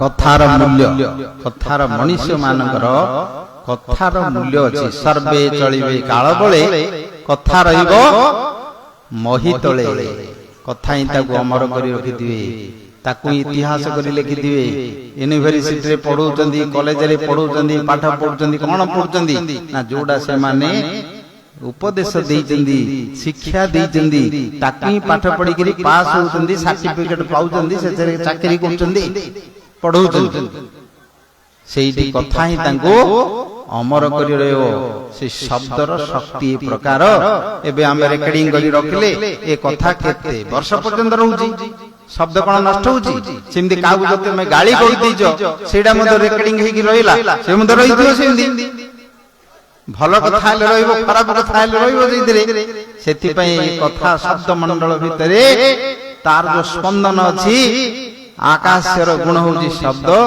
से भितरे थाए किंतु जेते बेले भगवान कर पाद पद्म तांको सहित संबंध ही जाए सेते बेले भगवान कर नाम रूप गुण लीला भगवान को चरित्र को ले जाए अस्तु भागवत कथा सुनिबा 5 दिन पई समय अछि 5 दिन भितरे घंटे 2 घंटा लागे समय ता भितरे बुझिलो किंतु कथा सुनिबाटी सबुटु बड़ जोग अंतर जोग सेडा सावधानतया सुनु बोली कहिचंदी प्रथम रे आरंभ रे भागवत रे मन लगै कि सुनियो मन जदि यार छाड़ी के आइला के गला कोन हैला बोली टिके जदि मन डाइ पळेला ताहाले से पदडा बुझि सुनि परियोनी से वाक्यडा सुनि परियोनी से तत्व विषयडा को सुनि परियोनी खाली बस्ती बसिदे सुनि सारिया परे कोन सुनिलु आदम भलो भलो सुनतु तो किछि नथियो ता सेति पई मन लगै कि सुनिबा दरकार भागवतर मु जानि महाराज महात्मा कहिचंदी कि नाही से बंधुकारी कथा गोटे ब्रह्म राक्षस थिला 7 दिन भागवत सुनी बड़ पापी थिला से एक चरित्र कहिया पे हमहु एबे समय नाही जदि पूर्वे तमर हेथु सुनिथियो ब्रह्म राक्षस थिला भागवत 7 दिन सुनिकी से तार प्रेत शरीर रो से मुक्ति हला सारूप्य शंख चक्र गदा पद्म चतुर्बाहु पीत वसन एवं वनमाल किरीट सहित सेठी प्रकट हेला से भूत देहरु प्रेत देहरु चरित्रटा बड़ चरित्र पद्म पुराण महात्म्य वर्णना करा अनेक कथा अछि से प्रकार ए कथार शक्ति से प्रकार शब्द होजी कथा माने शब्द से शब्द द्वारा ही सब चलजी एबे गाड़ी ते चले होले आगो शब्द हेले आगे तार एनर्जी रे क्रिएट हो शब्द जदि न होला ताले आ तार स्टार्टिंग में हो स्टार्टिंग माने साउंड शब्द हेबार ए जो बम पकोजंदी से बम जाग मध्ये शब्द शब्द हेलेगा बम डार एनर्जी आसुची से एक्सप्लोजन करची कि न मारुची कि जहा किछि करची जदि न फुटिले शब्द जदि न होला ताले बोईताळु बेला पड़ी गेले रहि किछि होबने एति पई शब्द होची ये कथा शब्द ब्रह्म ये किंतु ये शब्द का सहित संयोग होईजी ना परम ब्रह्म भगवान सहित एवं ताकू आमको कृपा करी लिखित आकार आम पाखे अच्छा तस्याभि श्रीयमाणानां कृष्णे परम पुरुषे परम पुरुष श्री कृष्ण तांको पाद पद्म रे ये मन डिजी जाइके लागिवो एवं शोक मोह भय संसार ये सब गुडी तार चली जीवो तो भगवान कौन तांको भितरे चरित्र भगवान करचंदी आसीकी ना भगवान एठी आसी अप्रमेय हेले मध्य से निशक्तिक भाव रे अछंदी अव्यय सर्वत्र व्यापक हेले मध्य गोटे छोट शरीर हे कि व्यक्ति रूप रे रहिचंदी जे गुणर अतीत किंतु गुणात्मक भଳି से आसी गाम भଳି एठी रहिचंदी भगवान चरित्र कथा श्री कृष्ण चरित्र होछि श्रीमद् भागवत तंकर अनेक अवतार अछि निजे ही से गुणावतार रूप रे ब्रह्मा विष्णु महेश्वर ही जिंदी सत्व गुण रे विष्णु रज गुण रे ब्रह्मा तम गुण रे महादेवंग शिवंग रूप रे रहिचंदी सी ही कारणाब्धि साई विष्णु गर्भोदशाई विष्णु एवं क्षीराब्धि साई विष्णु रूप रे से ही महापुरुष रूप रे महाविष्णु रूप रे आछंदी एवं से ही इंद्र सूर्य चंद्र तांकर अंश रे माने आछंदी चंद्रमा मनसा जातो सूर्य चक्षु वजायतः बाहु इंद्र अग्नि मुखात अग्नि एगुडी को तांकर अंगरु प्रकट होई समस्त आछंदी तांकर ये माने होचंदी शक्त्यावेश अवतार मानक भितरे माने सु आछंदी विभूति तांकर विभूति भितरे एते चांस कलाहा पुंसः ତାଙ୍କର ଅଂଶ ତାଙ୍କର କଳା ଭିତରେ ଏମାନେ ସବୁ କହୁଛନ୍ତି। ଭଗବାନ କହିଛନ୍ତି ନିଜେ ତପଶ୍ଚାସ୍ମି ତପସ୍ପୀଷୁ ଜ୍ୟୋତିଷାଙ୍ଗମ ତଦ୍ ଜ୍ୟୋତିଃ ରସୋହମ୍ ଅପ୍ସୁ କୌନ୍ତେୟ ପ୍ରଭାସ୍ମି ଶଶି ସୂର୍ଯ୍ୟୟ। ମୁଁ ହିଁ ପାଣିର ରସ, ଚନ୍ଦ୍ରଙ୍କର ଜ୍ୟୋତ୍ସ୍ନା, ସୂର୍ଯ୍ୟଙ୍କର ତାପ ଏ ସମସ୍ତ ରୂପେ ଛନ୍ତି ଏବଂ ଆତ୍ମା ରୂପରେ ମଧ୍ୟ ସମସ୍ତଙ୍କ ପ୍ରାଣୀ ଭିତରେ ସେ ରହିଛନ୍ତି ଭଗବାନ କହିଛନ୍ତି। ଏବଂ ସିଏ ହିଁ ଏ ମନୁଷ୍ୟ ମାନଙ୍କର ଆଦି ମାନବ ମନୁ ରୂପରେ ସିଏ ହିଁ ଅବତୀର୍ଣ୍ଣ ହେଇକି ଆସିଛନ୍ତି। ତାଙ୍କ ପାଖରୁ ଆମେ ମନୁଙ୍କ ଠାରୁ ଆସିଥିବାରୁ ଆମକୁ ମାନବ କୁହାଯାଉଛି, ମନୁଷ୍ୟ କୁହାଯାଉଛି। ଅନ୍ୟ ଭାଷାରେ ମଧ୍ୟ ମେନ୍ କହୁଛନ୍ତି, ଓମେନ୍ ବୋଲି କହୁଛନ୍ତି। ମନୁଙ୍କ ନାଁରେ ସବୁ ଆସିଛନ୍ତି ଏବଂ ସ୍ୱୟଂ ମନୁ ଗୋଟେ ମନୁ ସଂହିତା ମନୁ ସ୍ମୃତି ଲେଖିଛନ୍ତି ମଣିଷ ଜୀବନରେ କଣ କରିବାକୁ ହବ। ଆମର ବୈଦିକ ସଭ୍ୟତା ଭିତରେ ଆମର ହିନ୍ଦୁ ଧର୍ମ ସନାତନ ଧର୍ମରେ ଆମେ ମାନେ ତାକୁ ସବୁ ପାଳନ କରି କରି ଚାଲିଛୁ। ବର୍ତ୍ତମାନ ତ ଯୁଗରେ ପରିବର୍ତ୍ତନ ହଉଛି ସବୁ କଳି ଯୁଗର କଥା। ସେ ହଉଛନ୍ତି ମନ୍ୱନ୍ତର ଅବତାର, ଯୁଗ ଅବତାର, ପ୍ରତି ସମୟ ସମୟରେ ଗୋଟେ ଯୁଗ ଅବତାର ହେଇକି ଆସୁଛନ୍ତି। ଏବଂ ଆଉ ଗୋଟେ ହଉଛି ଲୀଳା ଅବତାର। ଭଗବାନ ଆସିକି ଏଠି ଲୀଳା କରୁଛନ୍ତି। ଲୀଳା ଅର୍ଥ ହଉଛି ତାକୁ ଆମ ସାଧାରଣ ଭାଷାରେ ନାଟକ, ରାଧା ପ୍ରେମ ଲୀଳା, କୃଷ୍ଣ ଲୀଳା, ରାମ ଲୀଳା, ଗୋଟେ ଭାରତ ଲୀଳା, ଏମିତି ଲୀଳା କରୁଛନ୍ତି। ଲୀଳାର ଅର୍ଥ ହଉଛି ଡ୍ରାମା, ଅପେରା ବା ସିନେମା। ଏ ନାଟକ ସବୁ କରୁଛନ୍ତି ମଣିଷ ମାନେ ସବୁ କରନ୍ତି ନାଟକ। ନାଟକ କରି ଭିନ୍ନ ରୂପରେ ଅନ୍ୟ ରୂପରେ ଅନ୍ୟ ଚରିତ୍ରକୁ ଅଭିନୟ କରିକି ସିନେମା ଇତ୍ୟାଦିରେ ହିରୋ ହିରୋଇନ ଆଉ ଏସବୁ ଭିଲିଆନ ହେଇକି ତା ଭିତରେ ହାସ୍ୟ ରସ, ତା ଭିତରେ କରୁଣ ରସ, ତା ଭିତରେ ବୀର ରସ, ଏ ଯାକ ସବୁ ହଉଛି ତା ଭିତରେ ଚାଲିଛି। ସମସ୍ତେ ଦେଖୁଛି, ସମସ୍ତେ ସବୁ ସମସ୍ତଙ୍କର ଆନନ୍ଦ ସବୁ କରୁଛେ ସେ ଭିତରେ। ତ ଭଗବାନ ମଧ୍ୟ ଏଠି ଏ ଜଗତକୁ ସେମିତି କରିଛନ୍ତି। ସର୍ବାନନ୍ଦମୟ ମୁକୁନ୍ଦ ଦଇତମ ଲୀଳା ଅନୁକୂଳମ୍, ଲୀଳା ରୂପରେ କରିଛନ୍ତି ଏବଂ ନିଜେ ମଧ୍ୟ ଲୀଳା ରୂପରେ ସିଏ ଅଭିନୟ କରି ସିଏ ଚରିତ୍ର ତିଆରି କରିଛନ୍ତି। ଯାହା ଶ୍ରୁତ୍ୱା ତତ୍ପରୋ ଭବେତ୍, ଯାହାକୁ ଶୁଣିଲେ ଭଗବାନଙ୍କ ପ୍ରତି ମନ ସ୍ୱତଃ ଯାଇକି ପହଞ୍ଚିଯିବ। ମଣିଷକୁ ଏଇ କଥା ଶୁଣିବା ପାଇଁ ଜନ୍ମରୁ ଦେଇଛନ୍ତି। କଣ ଜନ୍ମରୁ ଦେଇଛନ୍ତି? ଗୋଟେ ଦେଖିବ ପିଲା ଗୁଡିକ ସବୁ ଖେଳୁଥିବେ, ଶୋଉନଥିବେ ରାତିରେ। ତାଙ୍କୁ କେତେ କଣ ଶୁଅ ବୋଲି କହିଲେ କାହିଁକି ତାଙ୍କର ସବୁବେଳେ ବୃଦ୍ଧି, ତାଙ୍କୁ ସ୍ଥିର କରି ରଖିଦବନି। ଖାଲି ଡେଇଁବେ, ବୁଲିବେ, ହସିବେ, କାରିବେ, ଏମିତି ସବୁ ହେବେ। କେତେ ବର୍ଷ ପର୍ଯ୍ୟନ୍ତ 2-4 ବର୍ଷ ଯୋଉ ଶିଶୁ ଅବସ୍ଥା ପରେ ବାଲ୍ୟ ଅବସ୍ଥା, କୌମାର ଅବସ୍ଥା ଏମିତି ହେବେ। ତାପରେ ଟିକେ ଆଉଥରେ ବଢିଗଲେ ଟିକେ ସ୍ଥିର ହେଇଯିବ ଶରୀର। ଆଉ ବୁଢା ହେଇଗଲେ ଆଉ ବସି ପାରିବେନି, ଉଠି ପାରିବେନି, ସେଇ ଶରୀରରେ ରହିବା। ଯୋଉ ଶରୀରକୁ ନେଇକି ଖେଳୁଥିବେ, ବୁଲୁଥିବେ, ବସ ବୋଲି ବହି ପାରୁନଥିବେ, ଆଉ ବୁଢା ଆଳୁ ହେଇଗଲେ ତାକୁ ଆସ ଏଠି ନିଅ ବୋଇଲେ ବସିଥିବେ, ଉଠି ପାରିବେନି। ଶରୀରର ଯୋଉ ପରିବର୍ତ୍ତନ ହଉଛି ଆମ ମାନଙ୍କର, ତାକୁ ଅନୁଭବ କଲେ ଆମେ ଜାଣିପାରିବା। ତ ସେଇଠି ଭଗବାନ ଏଇ ଯୋଉ ମଣିଷ ମାନଙ୍କ ପାଇଁ ବ୍ୟବସ୍ଥା କରିଛନ୍ତି। ପିଲାଟି ଖେଳୁଥିବ, ତାକୁ କୌଣସି କଥା କହିବ, ତୁ ଖେଳେ, ତୁ ତୁନି ପଡି ରହ ବୋଲି ବସୁଥିବ। ତାଙ୍କୁ କହିବ ଗୋଟେ କଥା କହିବି ଶୁଣୁ ବୋଲି କହିବ, ଗୋଟେ କଥାଟେ କହିବି, ଆସ ଗୋଟେ କଥା କହିବି ଶୁଣିବ ବୋଲି ସେ ପିଲା ଯାକ ପଳେଇବି। ଏକଦମ ହାତ ଗୋଡ ଯୋଗୀ ମାନଙ୍କ ଭଳିଆ ସ୍ଥିର କରିଦେବେ। ତା ଉତ୍ତରୁ ଶୁଣିବେ କଣ ହେଲା କୁହ, ତମେ କୋଉ କଥା କହିବ ସେଇଟା ତମ ଉପରେ ନିର୍ଭର। ସେ ଆଇ ବୁଢୀ କଥା କହିବ କି ଭୂତ ପ୍ରେତ କଥା କହିବ କି ରାଜାରାଣୀ କଥା କହିବ କି ଭଗବାନଙ୍କର ଚରିତ୍ର କଥା କହିବ କି ଧ୍ରୁବଙ୍କର ଚରିତ୍ର କହିବ କି ତମ ଉପରେ ନିର୍ଭର। କିନ୍ତୁ କଥାଟି କହିବ ଯେ କଣ ହେଲା ତା ଉତ୍ତରୁ ଗୋଟେ ପରେ ଆଉ ଗୋଟେ କଣ ହେଲା, ଆଉ ଗୋଟେ ପରେ ଆଉ ଗୋଟେ କଣ ହେଲା, ଗୁରୁକ୍ରମ ବିକ୍ରମ କ୍ରମ ଅନୁସାରେ ଗୋଟାକ ପରେ ଗୋଟେ କଣ ହେଲା, ଗୋଟାକ ପରେ ଗୋଟେ କଣ ହେଲା, ତାର କଣ ହେଲା, ଆର କଣ ହେଲା, ଏମିତି କଣ ହେଲା, ଏଇଗୁଡାକୁ କହିବାକୁ ପଡିବ। he କହିଲେ ଶୁଣୁଥିବ, ଏଇଟା ଏମିତି ହେଲା, ସିଏ ସେମିତି କଲା, ତାର ଏମିତି ହେଲା ବୋଲି କହିଲେ ଯଦି ମଝିରେ ରଖିଦବ କଣ ହେଲା କୋ ବୋଲି କହିବ, ପିଲାମାନଙ୍କୁ ମଝିରେ ରଖିଦେଲେ ଛାଡିବ ନାଇଁ, କହିବାର ଅଛି ବୋଲି କହିବାର ଅଛି। ଯେତେବେଳେ କହିବ ସିଏ କାନ ଦେଇକି ଶୁଣିବ ଏବଂ ତାର ଶୋଇ ପଡିବ ମଧ୍ୟ।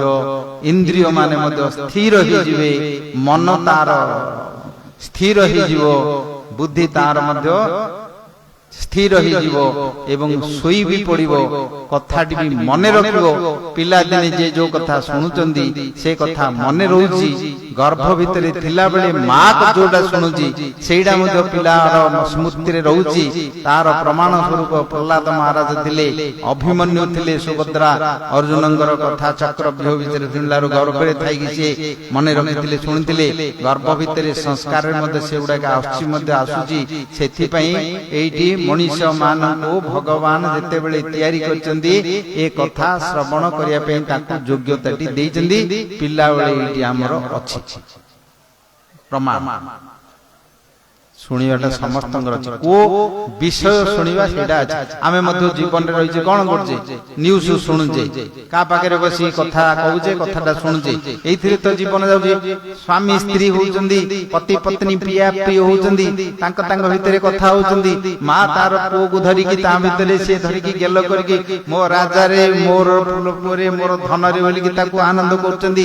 ତାପରେ ଯୋଉମାନେ ରହିଛନ୍ତି ସାଙ୍ଗସାଥି, ପିଲା ଯଦି ଚାରିଟା ଯଦି ବସି ପଡୁଥିବେ, ସାଙ୍ଗ ଛୋଟ ଛୋଟ ପିଲା 5-7 ବର୍ଷର, ତାଙ୍କେ ଦିନ ରାତି ତାଙ୍କୁ କେତେ ବନ୍ଦ କର, ପାଟିତୁଣ୍ଡ କରନ ବୋଲେ କହୁଥିବେ। କଣ କଥା ହଉଛି ତାଙ୍କର, ଆଉ କଥା କେବେ ଶେଷ ହଉନଥିବ। କଥା କହିବା, କଥା ଶୁଣିବା ଏଇଟା ଗୋଟିଏ ସ୍ୱଭାବକ ତାର ମଣିଷକୁ ଭଗବାନ ଦେଇଛି। କିନ୍ତୁ କୋଉ କଥା ଶୁଣିବ ପିଲାମାନେ? ତାଙ୍କୁ କହିବ ତମେ ଦର୍ଶନ କଥା କହିବ, ଉପନିଷଦ କଥା କହିବ, ବେଦାନ୍ତ କଥା କହିବ, ଫିଲୋସଫି କହିବ, ଆତ୍ମା, ବୁଦ୍ଧି, ମନ, ଅହଙ୍କାର ସେମାନେ ଶୁଣିବେ କି? ନାଇଁ। କଣ କହିବ ପଡିବ? ଲୀଳା କଥା ରସ ନିଷେବେଣ ମନ୍ତରିଣ ଚରିତ୍ର କହିବାର ଅଛି। ତାପରେ କଣ ହେଲା, ତାପରେ କଣ ହେଲା, ତାପରେ କଣ ହେଲା, ସେଇଟା ଶୁଣିଲେ ତାର ମନ, ତାର ବୁଦ୍ଧି, ତାର ବିବେକ, ତାର ସ୍ମୃତି, ଜିଜ୍ଞାସା ଭାବ ଗୋଟାକ ଉପରେ ଗୋଟେ କଣ ହେଲା, ଗୋଟା ଉପରେ ଗୋଟେ କଣ ହେଲା, ଶେଷରେ ଫାଇନାଲରେ କଣ ହେଲା ଗୋଟେ ପହଞ୍ଚିଗଲେ ସେଇଠି କଥାର ସମାପ୍ତି ଉପରକୁ ଯିବ। ଏଇଠି ହେଲା କଥା। ଆକୁ ହିଁ ଲୋକମାନେ ଡ୍ରାମା କରିକି ଲେଖୁଛନ୍ତି, ଆକୁ ଅପେରା କରିକି ଲେଖୁଛନ୍ତି, ସିନେମା କରିକି ଲେଖୁଛନ୍ତି, ଗୀତ ଆକାରରେ ଗାଉଛନ୍ତି, ବାଦ୍ୟ ମଧ୍ୟ ବଜାଉଛନ୍ତି ଶବ୍ଦ ବାହାର କରିବା ପାଇଁ। ତବଲର ବାଦ୍ୟ ଅଲଗା, ମୃଦଙ୍ଗର ବାଦ୍ୟ ଅଲଗା, ଢୋଲର ବାଦ୍ୟ ଅଲଗା, ବାଦ୍ୟ ତାଳ, କଂସାଳ ଏବଂ ବଂଶୀ ନାଦ ଏସବୁ ଯନ୍ତ୍ରପାତି ଧରିକି ଶବ୍ଦର ତରଙ୍ଗ ଦ୍ୱାରା ଶବ୍ଦର ଯୋଉ ତାର କଳା, ତାଳ, ବାଦ୍ୟ, ଗୀତ, ନାଦ୍ୟ ଦେଇକି ତା ଭିତରେ ଶବ୍ଦର ଯୋଉ ଗୀତ ଆକାରରେ ଆସୁଛି, ଭାବ ଆସୁଛି, ଅର୍ଥ ଆସୁଛି। ଭଗବାନ ମଧ୍ୟ ସ୍ୱୟଂ ଭଗବାନଙ୍କର କୀର୍ତ୍ତନ ହେଲେ ମଧ୍ୟ ଭଗବାନ ସ୍ୱୟଂ ନୃତ୍ୟ ଗୀତ କରି ରାସ ଲୀଳା କରୁଛନ୍ତି।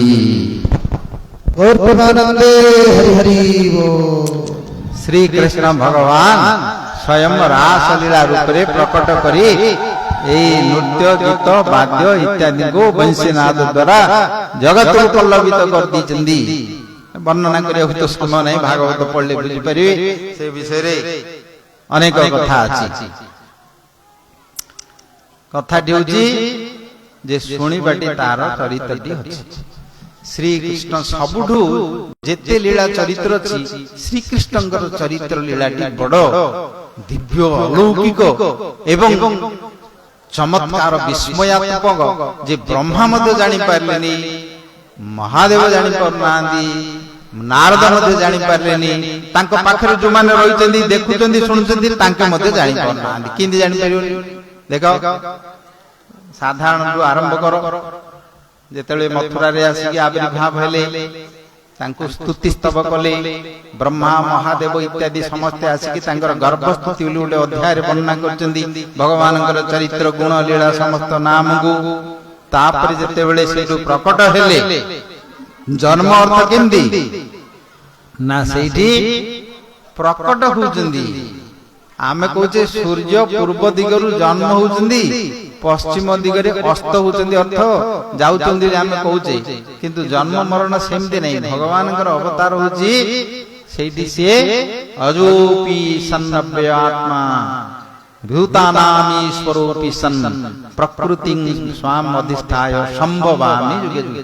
ସମ୍ଭବ ହଉଛନ୍ତି ନୃସିଂହ ଭଗବାନ ଖୁଣ୍ଟିରୁ ପ୍ରକଟ ହେଇଛନ୍ତି, ସମ୍ଭବ ହେଇଛନ୍ତି।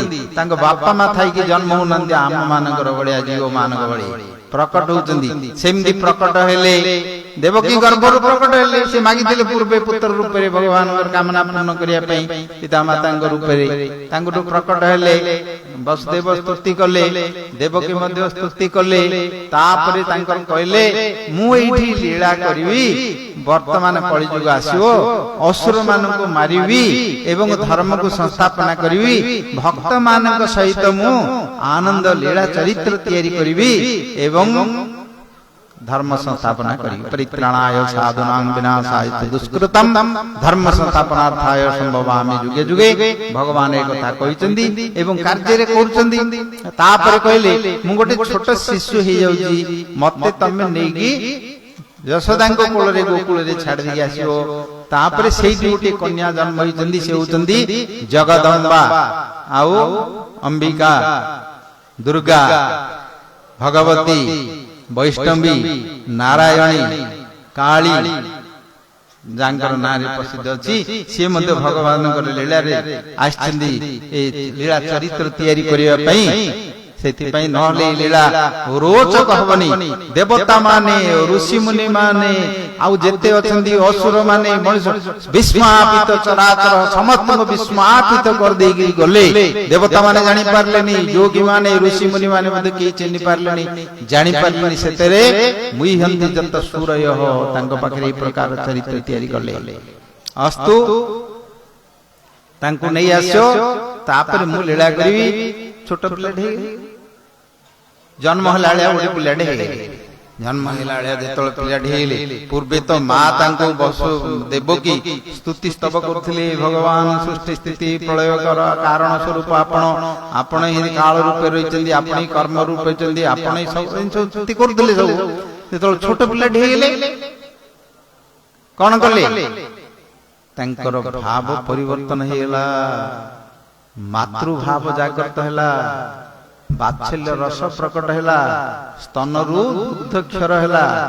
ତାଙ୍କୁ କୋଳ କରି ଧରିକିରି କ୍ଷୀର ପିଆଇଲେ। ଗୌର ପ୍ରେମାନନ୍ଦେ ହରି ହରି ବୋଲ।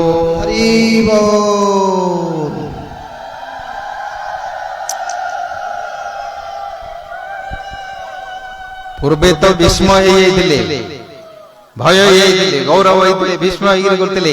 କିନ୍ତୁ ପରିବର୍ତ୍ତନ ହେଲା ଭାବ, ବାତ୍ସଲ୍ୟ ଭାବ।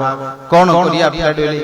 ତାଙ୍କର ଶରୀରଟି ଏମିତି ହେଇଥିଲା, ଏତେ କୋମଳ, ତାଙ୍କର ହାଡ଼ ଆଉ କିଛି ନଥିଲା, ଲହୁଣୀ ଭଳି କୋମଳ ଥିଲା ତାଙ୍କର। ଧରି ପଡ଼ିଲେ ଗଳି ପଡ଼ି, ପିଲା ଦେଖିବ ଜନ୍ମ ହେଇଥିବ, ମୁଣ୍ଡଟା ଇଆଡେ ଗଳି ପଡୁଥିବ, ହାତଟା ଇଆଡେ ପଳେଇଥିବ, ଗୋଡଟା ସିଆଡେ ପଳଉଥିବ, ମେରୁଦଣ୍ଡଟା ସିଆଡେ ପଳେଇଥିବ। ଜନ୍ମ ହେଲା ବେଳକୁ କଣ ତାଙ୍କର ଥାଉଛି ବଳ? ଏବେ ତ ବଡ ହେଇଗଲେ ଯାଇକିରି ଜିମ୍ ଯାଇକିରି ବାହାର କରିବେ ବୋଲି କହୁଛନ୍ତି, କେତେ ପଥର ଟେକୁ ବୁଲୁଛନ୍ତି, ଲୁହା ପାଡ଼ି ବୁଲୁଛନ୍ତି, ଚମ୍ପିୟନ ହେଇ ବୋଲି ଅଲମ୍ପିକ ସର୍କସକୁ ଯିବି ବୁଲୁଛନ୍ତି। ଜନ୍ମ ହେଲା ବେଳକୁ କିଛି ନଥାଉଛି, ହାତ ଗୋଡ ଚଳେଇ ପାରିବେ। ତାଙ୍କର ଶରୀର ସେମିତି ହେଇଥିଲା, ବଡ ଜାଗ୍ରତରେ ଧରିବାକୁ ପଡୁଛି ଜନ୍ମ ହେଇଥିଲେ ପିଲା ଗୁଡାକ, ନହେଲେ ଗୋଡ ହାତ ଭାଙ୍ଗିଯିବ, ମୁଣ୍ଡ ଫୁଣ୍ଡ ମୁଡି ହେଇଯିବ ତାଙ୍କର। କୃଷ୍ଣଙ୍କର ମଧ୍ୟ ସେମିତି ଏତେ କୋମଳ ଶରୀର ତାଙ୍କର ଯେ ଧରିଦେଲେ ମଧ୍ୟ ଇଏ।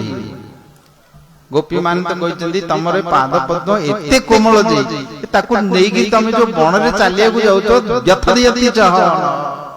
ଆମର ମନ ହୃଦୟ ଆମର ଏତେ ବ୍ୟଥା ହଉଛି ଯେ ତ ଆମେ ସହିପାରୁନୁ, ଏତେ ଦୁଃଖ ହଉଛି। ଭାବନ୍ତି ଯେତେବେଳେ ବଣକୁ ଗଲେ। ଅସ୍ତୁ, ସେଇଠୁ କଣ କଲେ?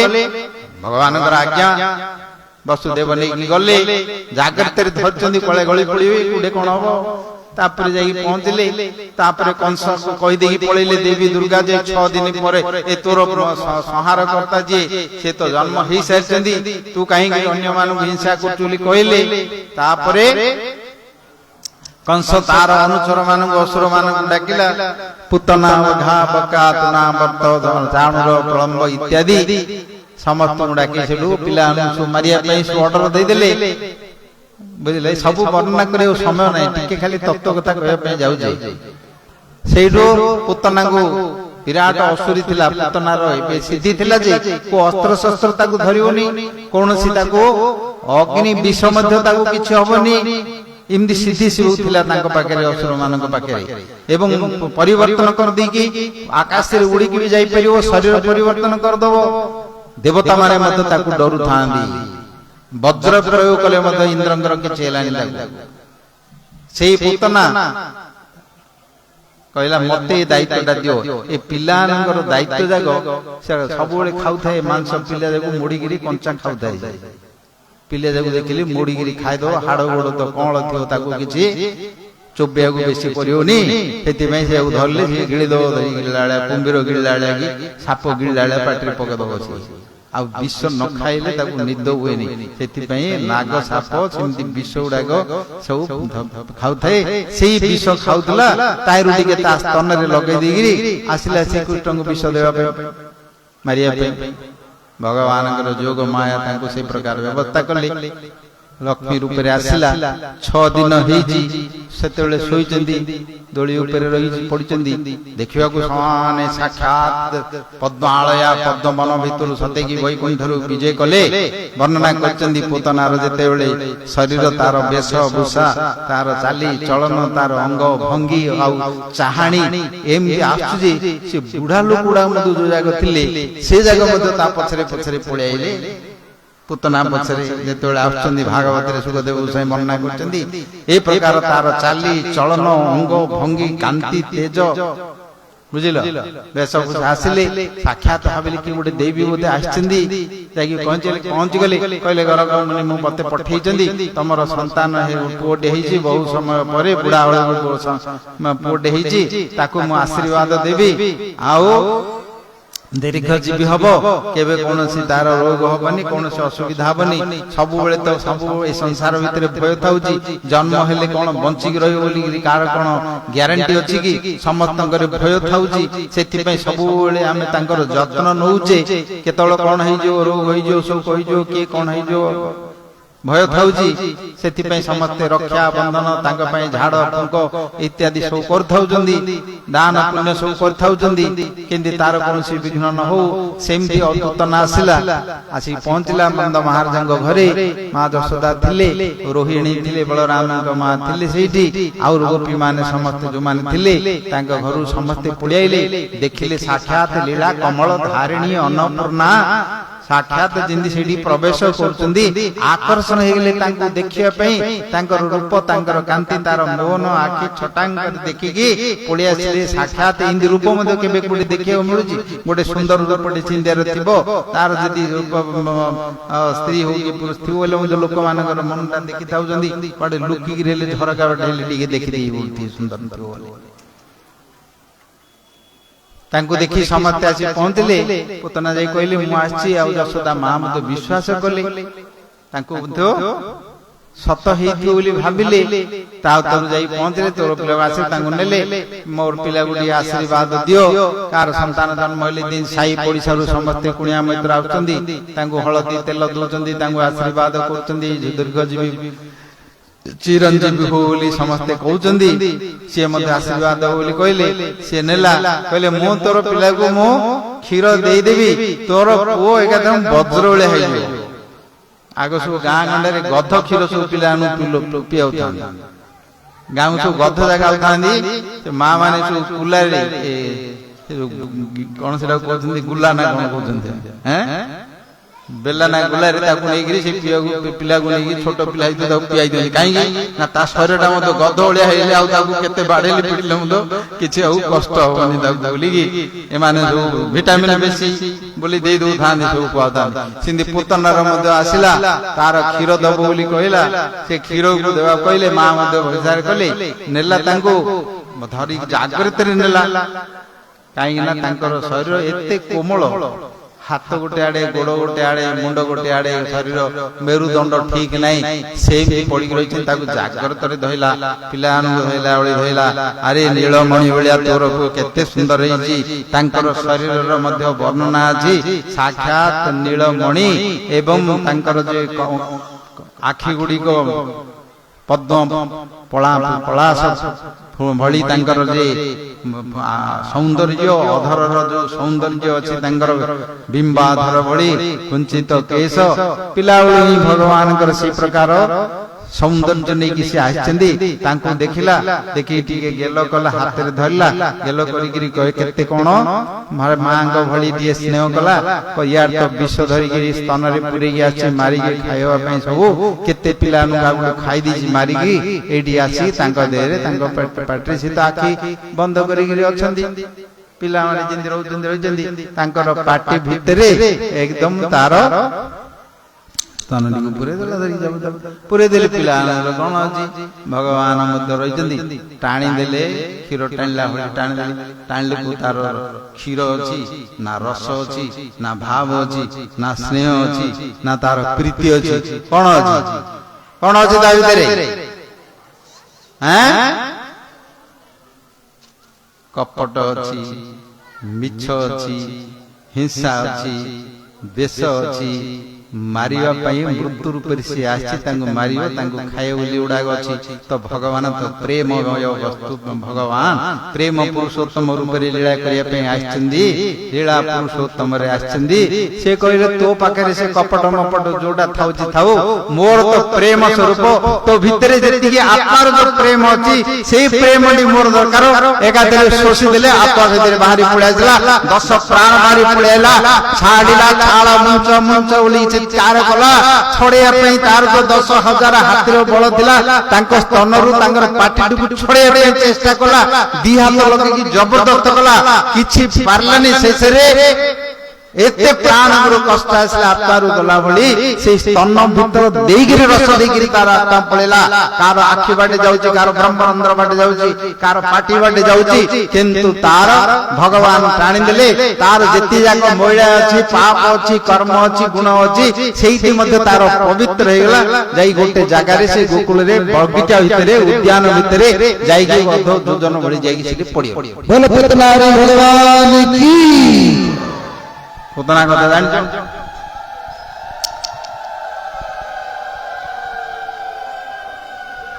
तापरे माता जशोदा रोहिणी थिले सबु देखिले ए तो बड़ रूप गोटे डाणी कड़ आइला गोटे राक्षसी कड़ आसिला बोले कांदिया को गले मां जशोदा तो मूर्छित हो गेले मोर बुढ़ा बुढ़ी ओळी को पाइदिली गोटे पोडे से तळु गे आइला कड़ मारदला बोले गिरी कांदी कुंदी गिरी कुर्छा दे गेले रोहिणी तांको जगत करचंदी आउ गोपी माने समस्त जो माने थिले खोजिले क्वाड गला धरी गिरी गले जाई जाई देखला लो पड़ची सा भितरे पड़जी गिरी भितरु गनेला लो सेमती जो कोमलगिरी गोड़ हाथ गोटे आड़े पड़ता मुंडा गोटे आड़े पड़ता सेमती पड़गी ता चिरुटा तांग पाखरे लागी लागी सिंजेगा पड़की रही गौरमानंदी हरि हरि हरि हरि बोलो पूतनारी भगवान की जय सेमती का ये होची श्री कृष्णकर लीला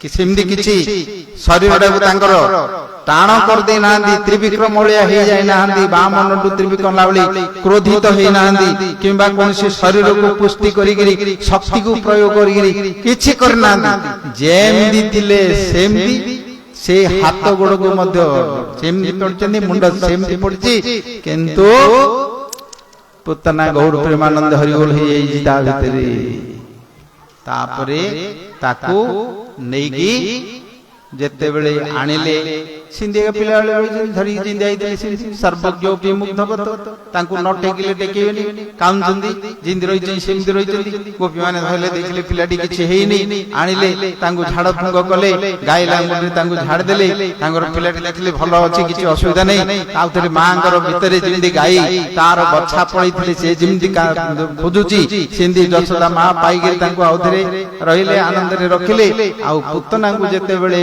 ओडिले लेगी ता शरीर भितरु दिव्य गंध आसला अगुरु चंदन चंपा मल्ली जिंदी सो बाहरी के आछि सो सुगंध ता शरीर सुगंध बाहला देवता माने मध्य समस्ते आग्रह कले कुलो ओटे कोन यज्ञ होजुली भाबिले किछि यज्ञ नै पुतनार मड पोडा होदला सेठी किंतु ता शरीर पवित्र हैला भगवान कर तांकर सरसरी एवं ताकू कौन कले गोटे दिव्य मातृ गति देले ता शरीर परिवर्तन हेला एवं मां को भली धातृ जिमदी धाई माने जिमदी तांको धरिकिरी लालन पालन करचंदी मा रूपरे स्नेहरे जिमदी करचंदी तार शरीर दिव्य शरीर हेला रथरे बसेकी ताकू गोलोकକୁ पठेई देले गौर प्रेमानंदी हरि हरि बोल। ये होची भगवानଙ୍କର लीला जो संसार रो मुक्ति पाया पई जीवन व्यापी जोगी ऋषि मुनि माने तपस्वी माने साधन भजन करी प्राणायाम करी तांको भितर जोडा को पाउनांदी भगवान एमदिकार चरित्र करचंदी लीला करचंदी कर्म करचंदी जन्म कर्म में दिव्यम से निजे दिव्य रूप रे करचंदी जहां का सहित मिशचंदी तांको भी दिव्य करे दोचंदी जेते असुर मान मारले समस्त को उद्धार करी पळेले सेति पई कृष्ण लीला बुझिबा एति पई सुनिया दरकार का पाखरु सुनियो भक्त मानक पाखरु जो माने से शास्त्र रे गुरुंकर सेवा करी शास्त्र भितरे निजको से ता भितरे स्नापित करचंदी ता भितरे समस्ते स्थात्मिक हो जाइचंदी से मानक पाखरु सुनिले भगवानकर दिव्य चरित्र लीला कथा आसीबो एवं आमे माने मध्य तांक प्रति मनटी स्वतः आसक्ति की जीवो भगवान तांको उद्धार करिक देले ब्रह्मा आदि देवता माने समस्त देखले ये की विचित्र लीला जे मारिए को आस्तिला विश्व देगी ताकू ए प्रकार गति देले मुक्ति देले दिव्य शरीर दे देले परिवर्तन हे गेला तार जागिरी पळेला ब्रह्मा तो देते बेले बच्छाहरण करले जानि पारलेनी शेषरे स्तुति करी कहले प्रभु आपण तो ए जो पुतना आस्तिला सी ताकू इमदी पापी थिला केवल रुधिर रक्त पिउ थाए मांस लोक मान को जीवंता मांस खाउ थाए जे आपण को मध्य खाए पे आसला मारिए पे आसला किंतु ताकू तो देलो ए प्रकार गति मा भली गोटी गति देलो ताले प्रकृति रे तमको जे स्नेह करिकी रही जी जे तमको कुळ करिकी स्नेह करिकी स्तन पान करो जी तांको कोन गति दबो निश्चय ताडू अधिक किछि गति दबो से गति तो दबोनी सेटा तो युक्ति युक्त नाही ताले कोन दबो तांकर अधीनस्थ हे जाउछु अधीन हेगिरी भगवान तांको पाकरे हम भक्त पराधीन अस्वतंत्र इव द्विज भक्ति तांको पाखरे स्वतंत्र भगवान हेले मध्य स्वराट अजित हेले मध्य ए भक्ति वश्य भगवान भक्तिर भावर प्रेमर वश्य तांकर अधीनस्थ हे जानती तांको क्रीडा पुतुल होली नाटक करूतंदी बांधुतंदी बुलुतंदी हरसंदी कर बुझिल हमर गोपाल कृष्ण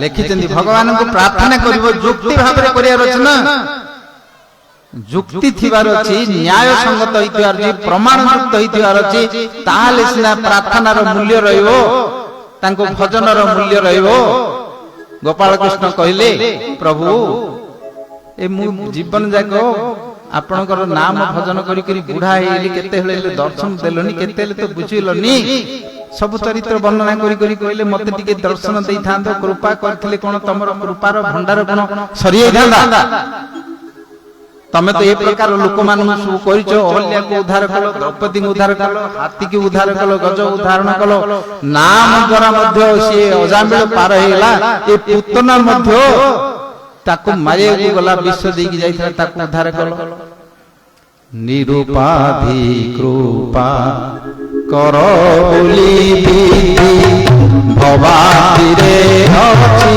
कथित निरुपाधि कर बोली भवातिरे अछि कथित निरुपाधि कृपा कर बोली विधि भवातिरे अछि कथित निरुपाधि कृपा बोली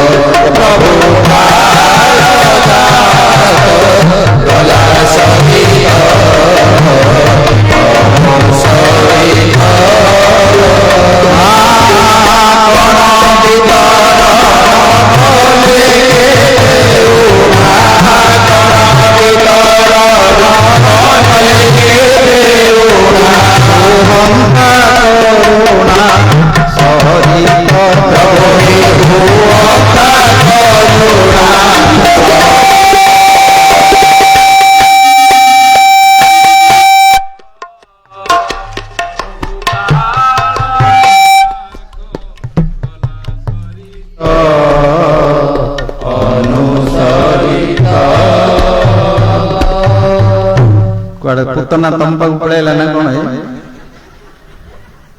ଆଉ ଠିକ ସମୟରେ କେମିତି କେଁ କରୁଛନ୍ତି ଦେଖୁନ। ବିଷ ପିଆଉଛ ଦୂରିତ ନିରୁପାଧି କୃପା କର ବୋଲି ବିଧି ଭବାବ୍ଦୀରେ ଅଛି କଥିତ। ହେ ପ୍ରଭୁ, ଆପଣ କାରଣ ନଥାଇକି ଅହେତୁକି ଉପାଧି ନାହିଁ କିଛି ଏ ସଂସାର ଭିତରେ ପୁରାଣ ପୃଷ୍ଠରେ ସବୁ ବର୍ଣ୍ଣନା କରାଯାଇଛି। ଏ ବକି ବକାସୁରର ଭଉଣୀ ବିଷ ପିଉଥିଲା, ତାକୁ ଦୂରିତ ପାପକୁ ନଷ୍ଟ କଲ ଏବଂ ଭଗବତ ଗତି ତାଙ୍କୁ ଦିବ୍ୟ ଗତି ତାଙ୍କୁ ଦେଲ। ତାହେଲେ ମୁଁ କଣ ଏତେ ବଡ ପାପ କରିଛି? ମୁଁ ତ ତମକୁ କିଛି ହେଲେ ନଡିଆ ଗୋଟେ ଭାଙ୍ଗୁଛି କି କଦଳୀ ଗୋଟେ ଦଉଛି, ନହେଲେ ତୁଳସୀ ପତ୍ରଟେ ଦଉଛି, କି ନହେଲେ କଣ ହେଲେ ଭୋଗରାଗ କରୁଛି, କି ନହେଲେ କଣ ହେଲେ ଆପଣଙ୍କର ସେବା ପୂଜା କରୁଛି, ଆପଣଙ୍କର ନାମ କରୁଛି, ଏମିତି ତ ପାପ କର୍ମ କିଛି କରୁନି। ତାହେଲେ ଏତେ ଜୀବନ ଯାକ ମୁଁ ଡାକି ଡାକିକି ବୁଢା ହେଇଗଲି, ମତେ କାହିଁକି ଟିକେ କୃପା ହଉନି? ଟିକେ କୃପା ହେଇଥିଲେ କି କଣ ତମର କୃପା ସାଗର, ତମେ କୃପାରୁ କଣ ଶେଷ ହେଇଥାନ୍ତା? ସେଥିପାଇଁ ମତେ କୃପା ହେବେ କର। ପ୍ରେମାନନ୍ଦୀ ହରି ହରି ଭଜନ କରିବାର ଅଛି ମହାଜନ ମାନଙ୍କର ପଦାବଳୀ ଯୁକ୍ତି ଥିବାର ଅଛି। ଭଗବାନ ଯେମିତି ବନ୍ଧନ ହେବେ କୁଆଡେ ଫିଟିକି ଯାଇପାରିବେନି, କୁଆଡେ ଅନେକ କଥା ଅଛି। ଅସ୍ତୁ, ଇଏ ହଉଛି ଶ୍ରୀକୃଷ୍ଣଙ୍କର ଚରିତ୍ର ଲୀଳା। ପୁତନାଙ୍କୁ କି ପ୍ରକାର ଉଦ୍ଧାର କଲେ, ସେମିତି ତୃଣାମତା ଆସିଲା, ଅଘା ବକା ଏମାନଙ୍କୁ ଆସିଲେ, ଶେଷରେ ଇନ୍ଦ୍ରଙ୍କୁ ମଧ୍ୟ ପରାସ୍ତ କଲେ, ଦେବତା ମାନଙ୍କୁ ପରାସ୍ତ କଲେ, ବ୍ରହ୍ମାଙ୍କୁ ମଧ୍ୟ ମୋହନ କଲେ। ଆହୁରି କଣ କଲେ? ସବୁଠୁ ବଡ ବିଚିତ୍ର ଶ୍ରୀକୃଷ୍ଣଙ୍କର ଚରିତ୍ର ଲୀଳା ହଉଛି ମଦନ ମୋହନ ଲୀଳା। ବୁଝିଲ? ମହାରାଜ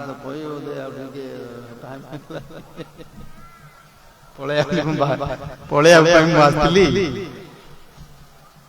ଏଇଠି ଶ୍ରୀକୃଷ୍ଣଙ୍କର ସ୍ୱତନ୍ତ୍ର ଲୀଳା, ଏଇଟା କହିବା ଦରକାର ବୋଲି, ସେଥିପାଇଁ କଥା ପ୍ରସଙ୍ଗକୁ ନ ଆଣିଲେ ବୁଝିପାରିବେନି। ତାଙ୍କ ଲୀଳା ଚରିତ୍ର ବୁଝିବା ବଡ କଷ୍ଟ। ବ୍ରହ୍ମା ବୁଝି ପାରୁନାହାନ୍ତି, ମହାଦେବ ବୁଝୁନାହାନ୍ତି। ନାରଦ ଥରେ ଆସି ପହଞ୍ଚିଲେ ବ୍ରଜ ବୃନ୍ଦାବନର ଖେଳ। ପିଲାମାନେ ସେତେବେଳେ ଛୋଟ ହେଇଗଲେ, ଯେତେବେଳେ ଟିକେ ଚଲାବୁଲା ହବ, ସେତେବେଳେ କଣ ଅଛି ତାଙ୍କର ନା ଖେଳିବେ। ମଧୁମଙ୍ଗଳ, ସ୍ତୋକକୃଷ୍ଣ, ସୁବଳ, ସୁଦାମ ସବୁ ସାଙ୍ଗ ହେଇଗଲେ ବଳରାମଙ୍କ ସହିତ ଧୂଳି ଖେଳ ଖେଳୁଛନ୍ତି। ସେ ପିଲାମାନେ କଣ କରୁଛନ୍ତି? ସେ ଧୂଳି ଖେଳ ଭିତରେ ତାଇଁରେ ଗାଇକି ଭାତ ରାନ୍ଧି ଦଉଥିବ, ଡାଲି ରାନ୍ଧି ଦଉଥିବ, ଭୋଜି କରିଦଉଥିବ, ଖାଇ ଦଉଥିବ। ତାଙ୍କ ଭିତରେ ସବୁ କରୁଥିବେ। ସେ ବାଲିରେ, ଗୁଡିରେ, ଇଟାରେ ପଡୁଥିବେ, ତାଙ୍କ ଭିତରେ ଗୋଟେ ଗୋଟେ ପତ୍ର ଛିନି ଆଣି ଦଉଥିବେ, ତା ଭିତରେ ସବୁ ଦଉଥିବେ। ପିଲାମାନଙ୍କର ଖେଳ ନାଇଁ କି? ତାଙ୍କୁ ଯଦି କୁଣ୍ଡେଇ ମୁଣ୍ଡେଇ ଖଣ୍ଡେ ଦେଇଦବ ବୋଲେ ତା ଭିତରେ ସେ ତାଙ୍କର ସମୟ ପାସ୍ ହେଲା। ସେତେବେଳେ ଯଦି ତମେ ଛଡେଇ ଦବ କୁଣ୍ଡେଇଟା ବୋଇଲେ, ସେ ଭାବିବ ମୋର ରାଜ୍ୟଟା ସତେକି ଧରିକି ପଳେଇଲା, କାନ୍ଦିବ, ମୁଣ୍ଡ ବାଡେ ବାଡେ। ତ କୃଷ୍ଣ ସମସ୍ତଙ୍କ ସହିତ ଧୂଳି ଖେଳ ଖେଳିକିରି ବହିଛନ୍ତି। ନାରଦ ଆସିକି ଦେଖୁଛନ୍ତି ପରମ ବ୍ରହ୍ମ ଭଗବାନଙ୍କର ଏ ବାଲ୍ୟ ଲୀଳା, କି ପ୍ରକାର ଅଦ୍ଭୁତ ଚରିତ୍ର ତାଙ୍କର ଯୋଗ ମାୟା ଦେଖିକିରି ଅଭିଭୂତ ହେଇଯାଇଛନ୍ତି। ପାଖକୁ ଆସିଛନ୍ତି, ଦେଖିଲେ ତାଙ୍କୁ ଯେମିତି ନାରଦଙ୍କୁ ଦେଖିଦେଲେ, କହିଲେ ସୁବଳ ସୁଦାମ, ଜଣେ ମହାରାଜ ଆସିଲେଣି, ତାଙ୍କୁ ଭିକ୍ଷା ଦେବା ଦରକାର ନାଇଁ କି? ଭିକ୍ଷାରୀ ସନ୍ନ୍ୟାସୀ ଜଣେ ଆଇଲେ, ତାଙ୍କୁ ଭିକ୍ଷା ଦେବାର ଅଛି ନା। ଶିଖିଛନ୍ତି ମାଙ୍କ ଠାରୁ, ବାପାଙ୍କ ଠାରୁ, ତାଙ୍କର ପରିବାର ସଂସ୍କାରରୁ। କହିଲେ ବାବା ଜଣେ ଆସିଲେଣି, ସନ୍ନ୍ୟାସୀ ଜଣେ ଆସିଲେଣି, ତାଙ୍କୁ ଟିକେ ଭିକ୍ଷା ଫିକ୍ଷା ଦରକାର। ତାଙ୍କର ଧୂଳି ମୁଠାଟେ ଯୋଉଟା ଚାଉଳ କରି ରାନ୍ଧୁଥିଲେ, ଧୂଳି ମୁଠାଟେ ଧରିକି ପଳେଇଲେ। ମହାରାଜ, ଆଉ ଆମର ଏଇଠି ଭିକ୍ଷା ଟିକେ ନିଅ, ତମେ ଆଇଛ ଖାଲି ହାତରେ କାହିଁକି ଯିବ? ସେ ଧୂଳି ମୁଠାଟି ଦେଲେ ଯେତେବେଳେ, ନାରଦ ପ୍ରେମରେ ଆବିର୍ଭୂତ ହେଇକି ତାଙ୍କୁ ଧାରଣ କରିକି ଏ ଜଗତର ସମସ୍ତଙ୍କୁ ଧୂଳି ମୁଠା କରିକି ବାଣ୍ଟିକିରି ମହାଦେବଙ୍କୁ, ସନତ ସନତନ ସନତ କୁମାରଙ୍କୁ, ବ୍ରହ୍ମା ସମସ୍ତଙ୍କୁ ସେ ଧୂଳି ଦେଇକି ଭଗବାନଙ୍କର ଧୂଳି ଗିଳାର ଜୟଗାନ କରିକି ଜଗତରେ ପ୍ରମାଣ କରିଗଲେ। ପ୍ରେମାନନ୍ଦୀ ହରି ହରି ଯଜ୍ଞ ମୁଖ ବାଳ କେଳି। ଅସ୍ତୁ, ଗୋଟିଏ ଲୀଳା କଥା ଯୋଉଠି ଭଗବାନଙ୍କର ରାସ ଲୀଳା, ସବୁଠୁ କନ୍ଦର୍ପ ଲୀଳା। ଭଜରେ ମନ କାମ ମୋହନ ଶ୍ୟାମ ସୁନ୍ଦର ନାମ, କାମକୁ ମୋହିତ କରିଦେଲେ। କନ୍ଦର୍ପ ଦର୍ପ ଦର୍ପହା ବ୍ରହ୍ମାଦି ଜୟ ସଂଗ୍ରହ। କନ୍ଦର୍ପ ଯିଏ ମଦନ, ଯେତେବେଳେ ମଦନର ପ୍ରଭାବ ଆସୁଛି କନ୍ଦର୍ପର, ଏ ଶରୀର ପରିବର୍ତ୍ତନ ହେଇଯାଉଛି। କିଶୋର ବୟସ, ଯୌବନ ବୟସ ପଳେଇ ଆସିବ, ସାଙ୍ଗେ ସାଙ୍ଗେ କଲର ପରିବର୍ତ୍ତନ ହେଇଯିବ, ସାଙ୍ଗେ ସାଙ୍ଗେ ଆଖିର ଚଞ୍ଚଳ, ହାତ ଗୋଡର ଚଞ୍ଚଳ ପଳେଇ ଆସିବ। ଦେଖିବ ପିଲାବେଳେ କିଛି ହେଲେ ବୁଲୁଥିବ, ଲୁଗାଟେ ପିନ୍ଧୁନଥିବ, କେତେ କହିଲେ ବାପା ମା କହିଲେ ମଧ୍ୟ ପିନ୍ଧୁନଥିବ। ବାପା ମା କେତେ ତାକୁ ସାଇଜ କରୁଥିବେ, କେତେ ତାକୁ ହଳଦୀ ଲଗାଉଥିବେ, ସ୍ନୋ ଲଗାଉଥିବେ, ପାଉଡର ଲଗାଉଥିବେ, ବେଶ କରୁଥିଲେ ମଧ୍ୟ ଫୋପାଡ଼ି ଦେଉଥିବ, ପୁଡେ କାଦେରେ ବୁଲି ପଡୁଥିବ, କୃଷ୍ଣ ତ ସେମିତି ସବୁବେଳେ କରୁଥାନ୍ତି।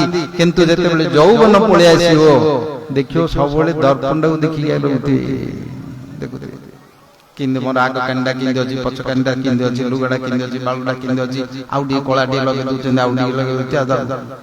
ମଦନ ଦ୍ଵାରା ମୋଦିତ ହେଇକରି ସେଇଥିରେ ତ ନିଜେ ନିଜେ ହିଁ ଦର୍ପଣ ଦେଖିକି ମୋହିତ ହେଇଯାଉଛନ୍ତି, ମୋର ଭଳିଆ କିଏ ନାହିଁ ବୋଲି ବୁଲୁଥିବେ। ମଦ ଖାଇଲେ ତ ଛାଡିଯିବ 3 ଘଣ୍ଟା ଭିତରେ। ଏ ଯୌବନ ମଦ ତ ତାଙ୍କର ଜୀବନ ଘଣ୍ଟାକୁ ସେଇଥିରେ ନେଇକିରି ପହଞ୍ଚେଇ ଦବ। ये मदन लीला बुझल, मदनर मद, ये मद काम रूपक मद जिते पलि आसर कथबार्ता चाली चलन ढंग अलंकार कौन देखियो। आउ जदि मिसीगले यौवन अवस्था जदि किए किए 2 जन युवक गण युवती जने जदि मिसीगले आखि की आखि जदि पड़गला, हंसा हंसी टे जदि हेले ताहले तो सिनेमा आरंभ होगा। घर द्वार बापा माँ आरंभ कर कूल फूल छाड़ी कुआड़े पलि इतिहास आरंभ हो मदनंदर प्रभाव। ये मदनंदर प्रभाव समस्त हैरान हेले, देवता माने ब्रह्मा हैरान हेले, महादेव हैरान हेले। महादेव तो पोड़ीदे भस्म कर कंदर्पारी ना, तथापि आउे कंदर्पर पड़े। आउ जो जाग कंदर्पर कथा कौन कर देखो, कुकुर बिले जाग था से कुकुर टाक किए बाड़े दे गोटा छोटा भर रूम जाक झड़ी पड़ो नौल भाया, तथापि गोटे गोटे जदि सीजन समय गोटे कुत्ते छोटा गोटे धाई धाई ये हूँ कंदर्पर लीला। भगवान को सृष्टि कर स्वयं से कहले काम प्रजन चास्मि कंदर्प। प्रजन भितर जन्म जो संतान जन्म होती मुझे कंदर्प से ही प्रेरणा कर उत्तेजित कर उन्मादता बुद्धि नष्ट हो, विवेक नष्ट हो, ज्ञान नष्ट हो। किंतु जोटी धर्म अच्छी, जोटी संयम अच्छी, जोटी चरित्र अच्छी, सेठी मु होची स्वयं सेठी धर्मा विरुद्ध भूतेषु कामोस्मि भरतर्षभ। भगवान स्वयं सेठी काम रूप रही। तार परे से कंदर्प को समस्त भय कले। थरे तांको सांगसाथी के मिलला, गोटे सांगसाथी दरकार, किए सांगसाथी हम जाको बोले से काम सर मारद बोले से उत्तेजित हो, तार बुद्धि भ्रष्ट हम कड़े पल कौन मन कौन हो, केते चरित्र एमती सब वर्णना अच्छी।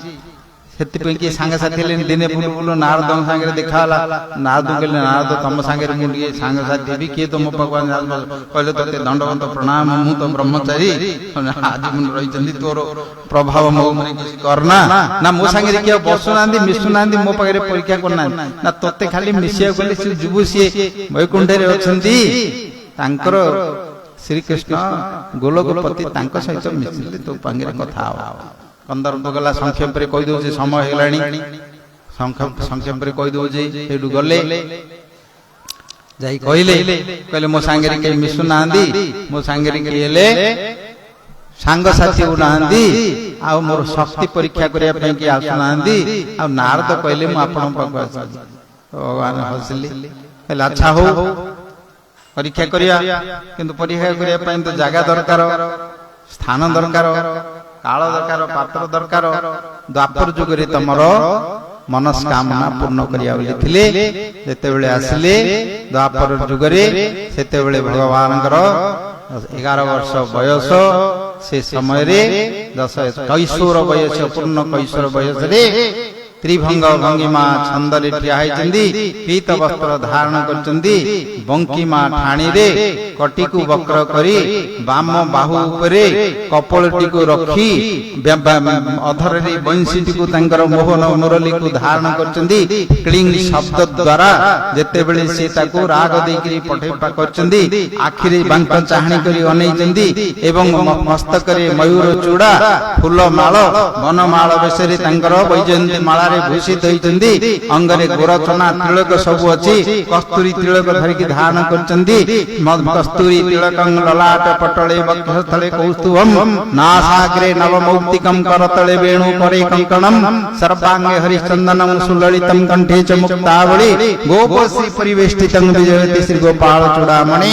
ସମସ୍ତ ଗୋପୀମାନଙ୍କର ସହିତ ଯୋଉମାନେ ସବୁ ଆସିଛନ୍ତି ସିଆଡୁ ବୈକୁଣ୍ଠରୁ ଗୋଲୋକରୁ ଯୋଉମାନେ ଆସିଛନ୍ତି, ଦେବୀମାନେ ଆସିଛନ୍ତି, ଋଷି ମୁନି ମାନେ ଦଣ୍ଡକାରଣୀ ଥିଲେ ସେମାନେ ଆସିଛନ୍ତି, ସମସ୍ତେ ତାଙ୍କ ପାଖରେ ବିରାଜମାନ କରିଛନ୍ତି। ସେଇଠି ସମସ୍ତ ସୌନ୍ଦର୍ଯ୍ୟ ବୃଦ୍ଧି କରି ବହିଛନ୍ତି।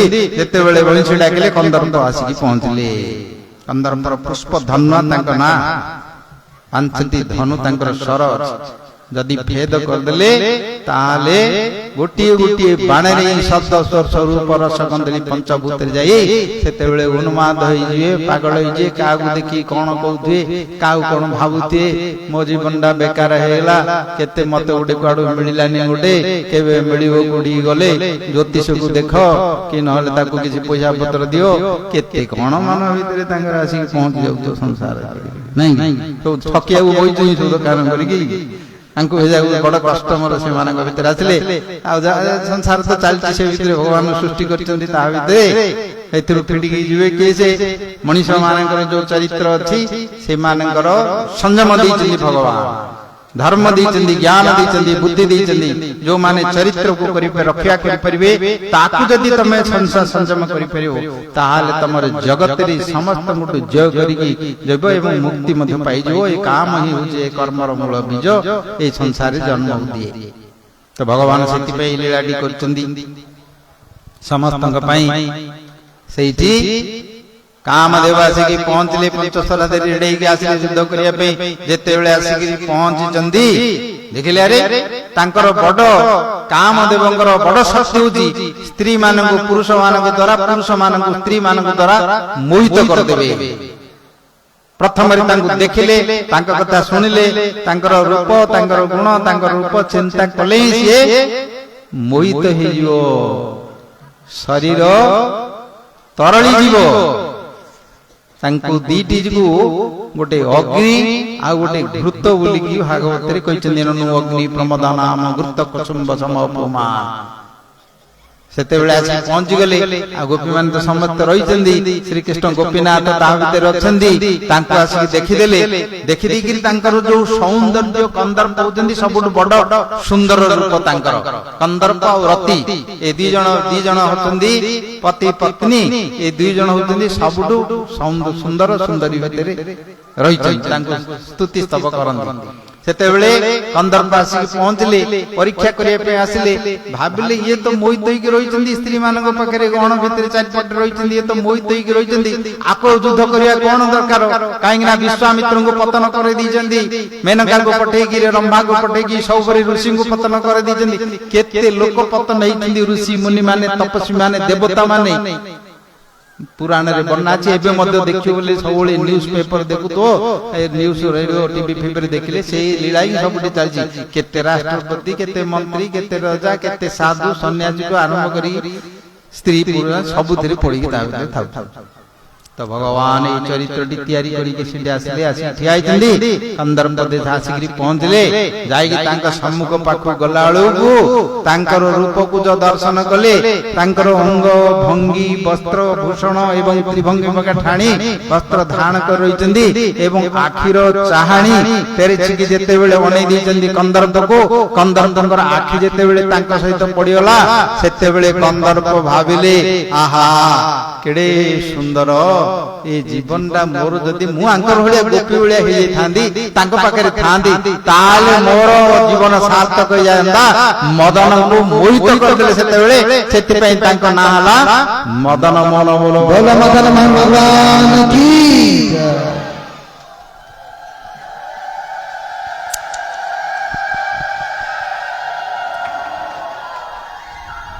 ଭଗବାନ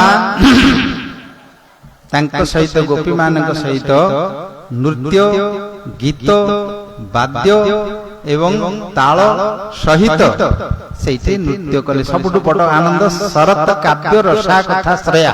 ଶରତ କାଳୀନ କାବ୍ୟ ରସ କଥାକୁ ସଙ୍ଗୀତକୁ ନେଇକି ସେତେବେଳେ ନୃତ୍ୟ ଗୀତ କଲେ ଏବଂ ବଂଶୀର ଧ୍ୱନି, ଗୋପୀମାନଙ୍କର ନୂପୁର, କଙ୍କଣ ଏବଂ ସ୍ୱରର ମୂର୍ଚ୍ଛନା, ଏ ପ୍ରକାର ରାଗ ତାଳ ମାନ ତା ଭିତରେ ଥିଲା। ସବୁ ଦେବତା ମାନେ, ଗନ୍ଧର୍ବ ମାନେ ସମସ୍ତେ ପଳେଇ ଆସିଲେ। ବ୍ରହ୍ମା ପଳେଇ ଆସିଲେ ତାଙ୍କର ଗାୟତ୍ରୀଙ୍କ ସାବିତ୍ରୀଙ୍କ ସହିତ, ମହାଦେବ ପଳେଇ ଆସିଲେ ପାର୍ବତୀଙ୍କ ସହିତ। ତାପରେ ଯୋଉମାନେ ଥିଲେ ଇନ୍ଦ୍ର ସଚିଙ୍କ ସହିତ, ସୂର୍ଯ୍ୟ ତାଙ୍କର ଛାୟା ସଂଜ୍ଞାଙ୍କ ସହିତ, ଆଉ ସମସ୍ତ ନକ୍ଷତ୍ର ମାନ 27 ନକ୍ଷତ୍ର ବାଳିକ ସହିତ ଚନ୍ଦ୍ର ପଳେଇ ଆସିଲେ। ଯିଏ ଯୋଉଠି ଆସି ସବୁ ପାର୍କିଂ କରିକି ସବୁ ଉପରେ ରହିଗଲେ ସମସ୍ତେ ଗଗନ ମଣ୍ଡଳରେ ଦେଖିବା ପାଇଁ, ଭଗବାନଙ୍କ ଦର୍ଶନ କରିବା ପାଇଁ ରାସଲୀଳା। ଗନ୍ଧର୍ବ ମାନେ ପଳେଇ ଆସିଲେ ବାଦ୍ୟ ବାଦନା ଧରିକି, କିନ୍ତୁ କୋ ତାଳ କୋ ମାନ କୋ ରାଗ ମୂର୍ଚ୍ଛନାରେ ଗାଉଛନ୍ତି କେହି ନିର୍ଣ୍ଣୟ କରିପାରିଲେନି। ଏବଂ ତଡ଼ିତ ଯେମିତି ବିଜୁଳି ମେଘରେ ଯେମିତି ସିଏ ଭ୍ରମଣ କରେ, ଏ ପ୍ରକାର ଭଗବାନ ନୃତ୍ୟ କରୁଛନ୍ତି। ସମସ୍ତେ ମୂର୍ଚ୍ଛିତ ହେଲେ, ଚମତ୍କାର ହେଲେ, ତାଙ୍କର ଜାଣିପାରିଲେନି କିଛି।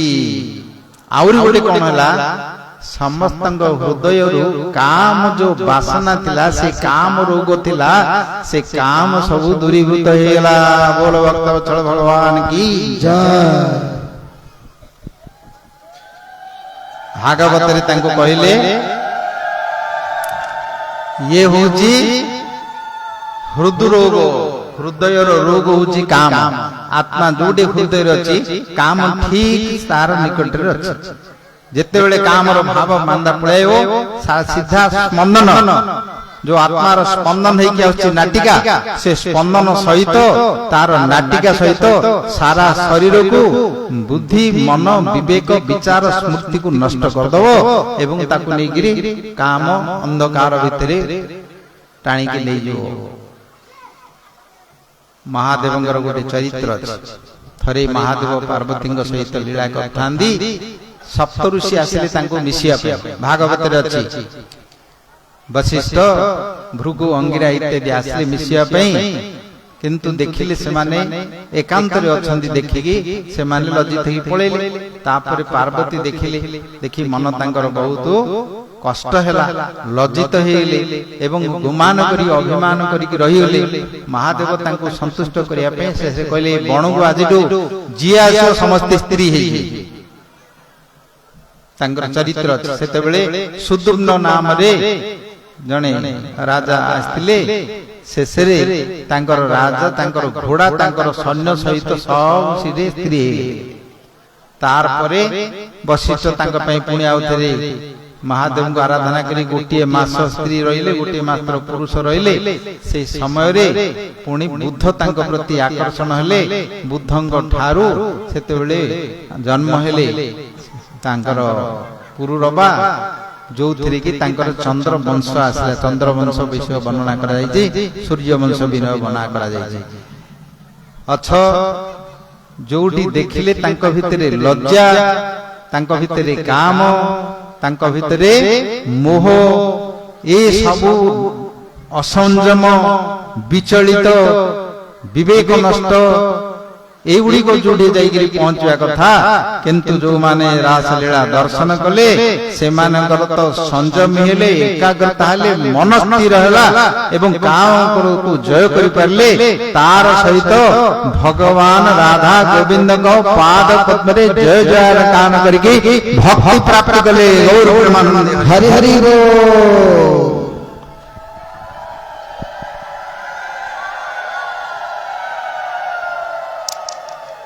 ଏବଂ ଶେଷରେ এই রাসলীলা 5টি অধ্যায়ে বর্ণনা করা হয়েছে শ্রীমদ ভাগবତରେ। তাକୁ রাস পঞ্চাধ্যায় কহନ୍ତି। এটা আলোচনা করিয়া কথা নাই, কিন্তু ন কইলে কি জানিবেনি। তা ভিতরু ডিটেইল গলে जो माने से विषय किछि जानि नाहांती, सेमानकु एटा विश्व भଳି कार्य करिवो। कहीं हाई पोटेंसी मेडिसिन जदि ताको ठीक रे जदि न खाइबो ताले सिडा विष भली मध्ये कार्य करियो मृत्यु मध्ये जो तार रिएक्शन हे जो सेथि पई ताको ठीक भाव रे देले बुझले ही खाइले ही तार औषध भली काम करियो ये होची काम रोग को नष्ट करियार औषध विक्रीडितं रजवधुभिरिदं च विष्णुः श्रद्धान्वितो अनुशृणुयात् अर्थवर्णयति यः भक्तिपरां भगवती प्रतिलभ्य कामं हृद्रोगमाशु अपहिनोति न चिरेण धीरः ए शेषरे 5 अध्याय शेष होला शेषरे सुखदेव गोस्वामी जे वक्ता से कहिले ए जो भगवानकर विष्णु सर्वव्यापक अंतर्यामी रूप में सर्वत्र रही जे एवं गोपी मानकर सहित श्रद्धा सहित पूर्ण विश्वास सहित आरंभ शुणिबो किए सी तांको शरीर ए शरीर नहीं आमर शरीर ओलिया पंचभौतिक ना गोपी मानकर थिला ना कृष्णकर थिला गोटिए कुंढेई थिबो काठर कुंढेई से कुंढेईटा को जदी तमे ताकू गोटे राजा करिवो रानी करिवो से काठटा कोन सब जागा तार काठ हेगा सेमदी चेतनमय सच्चिदानंदमय शरीर भगवानकर सब गुडी चेतनमय शरीर सच्चिदानंदमय सेथि पई तांकु से प्रकार दिव्य स्वरूप रे बुझिया दरकार आम मानकर कोन आम मानकर गोटिए गोटिए इंद्रिय अछंती पार्टिकुलर गोटे गोटे जिंस देखिया पे आखि रे देखिवो हाथ रे छुइबो कान रे सुनिबो नाक रे सुंगिबो पाटी रे स्वाद राग खट्टा अनि बडिबो हाथ रे छुइले खट्टा डाकी रागटा जानि परिबोनी पाटी रे फुकेले के जानिबो किंतु भगवानकर से प्रकार नहीं सर्वेन्द्रिय गुणाभासम सर्वेन्द्रिय विवर्जितम भगवानकर सच्चिदानंदमय सेथि पई तांकर श्रद्धान्वित से प्रकार बुझिबो जानिबो श्रद्धार स्वरूप पूर्ण दृढ़ विश्वास सहित अनुशृणिया साधु गुरु वैष्णव माने अनुभवी मान पाखरु सुनिबो जुड़ सिडे जाई सुनिला होनी गंजे खाई सुनिला होनी बुझिलो अनुशृणिया अर्थ वर्णयति जह ताकु यदि वर्णना करिवो ताहाले ए जो हृदय रोग रहिछि काम हृदय भितर रहिछि आत्मा पाखरे आसु अपहिनति शीघ्र से भल हि जिवो एवं तार संगे संगे प्रतिलभ्य कामम तार आउ जेते रहिछि भगवत प्राप्ति करिवा सेवा करिवार कामना रहिछि से प्रेम रूप सेवा को प्राप्त करिवो अति शीघ्र भल हि जिवो आगु बहुत दिन पर्यंत योग द्वारा ज्ञान द्वारा त्याग द्वारा जो तीर्थ व्रत तपस्या द्वारा जाको पाइबा कष्टकर किंतु एक कथा को श्रवण कीर्तन स्मरण करिके जदी ठीक सत्संग रे करिवो ताले शीघ्र तार लाभ की प्रेम संपत्ति को प्राप्त करिवो बोलो प्रेम पुरुषोत्तम भगवान की जय।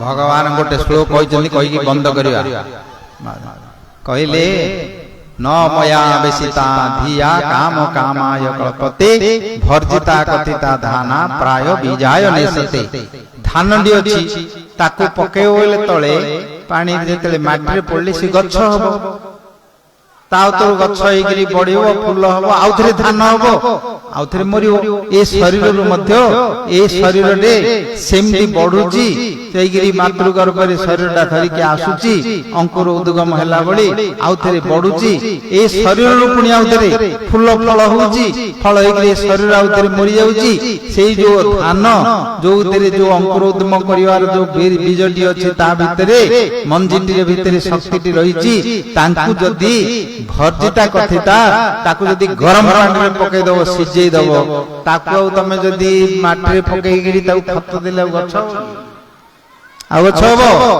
हबनी ताकु जदी टिके भाजी दबो ताहाले से मध्य गछ हबनी अग्निर संस्पर्शरे तार जो बीज उत्कट जो अंकुर उद्गम करियार जो अच्छी शक्ति नष्ट हो सिंधी चेतनमय भगवान घन যে আনন্দময় ভগবান চেতন স্বরূপ এই জড় যে মন রয়েছে তা ভিতরে আত্মা রয়েছে তার বুদ্ধি মন রয়েছে তা ভিতরে যে কামনা বাসনা আছে যেତେବେଳେ শ্রীকৃষ্ণଙ୍କର প্রসঙ্গ ক্রমে তাଙ୍କର শ্রবଣ কীর্তন স্মরণ অর্চন বন্দন দাস্য সখ্য আত্মদিন নিবেদন রূপক ତାଙ୍କ ସହିତ ସଙ୍ଗ କରିକି ଆସେ ସେତେବେଳେ ସେଇ ସଙ୍ଗ ପ୍ରଭାବରେ ତାର ଯୋଉ କାମ ଆଉଥରେ ଗୋଟେ ଗଛ ଉଠିବା ପାଇଁ ଥିବ ସେ କାମ ସେଇଠି ଭାଜି ହେଇଯିବ କି ନହେଲେ ସିଝେଇ ହେଇଯିବ ଆଉ ତାର କାମ ଆସିବନି କି ଜନ୍ମ ହବନି ଆହୁରି ସେ ଭାଜି ହେଇଗଲେ ତାକୁ କଣ କରନ୍ତି ନା ତାକୁ ଖଜା କରିଦିଅନ୍ତି ଘୋରଣାରେ ଘୋରି ଦିଅନ୍ତି ତାକୁ ପିଣ୍ଡି କରିଦିଅନ୍ତି ପାଉଡର କରିଦିଅନ୍ତି ଚୁନା କରିଦିଅନ୍ତି ସେ ଚୁନାରେ ଗୁଡ ଚିନି ପକେଇ ଅଳେଇଚ ଘିଅ ପକେଇକି ମୋଦକ କରିଦିଅନ୍ତି ଲଡୁ ତିଆରି କରିଦିଅନ୍ତି ଲଡୁ କରିକିରି ଆସ୍ୱାଦନ କରିଦିଅନ୍ତି ସେମିତି ଭଗବାନଙ୍କର ପ୍ରେମ ରୂପକ ଆସ୍ୱାଦ ନେଇକିରି ଆତ୍ମା ଭଗବତ ସଚ୍ଚିଦାନନ୍ଦଙ୍କର ଗୋଲୋକ ଧାମରେ ଆନନ୍ଦରେ ଜୟ ରାଧେ ଗୋବିନ୍ଦ କରି ନୃତ୍ୟ ଗୀତ କରି କରିବ। गौर प्रेमानंदे हरि हरि बोल। ସମୟ ହେଲାଣି ଆଉ ଖାଲି ତାଙ୍କର ଏତିକି ଲୀଳା ନାହିଁ ବୁଝିଲ।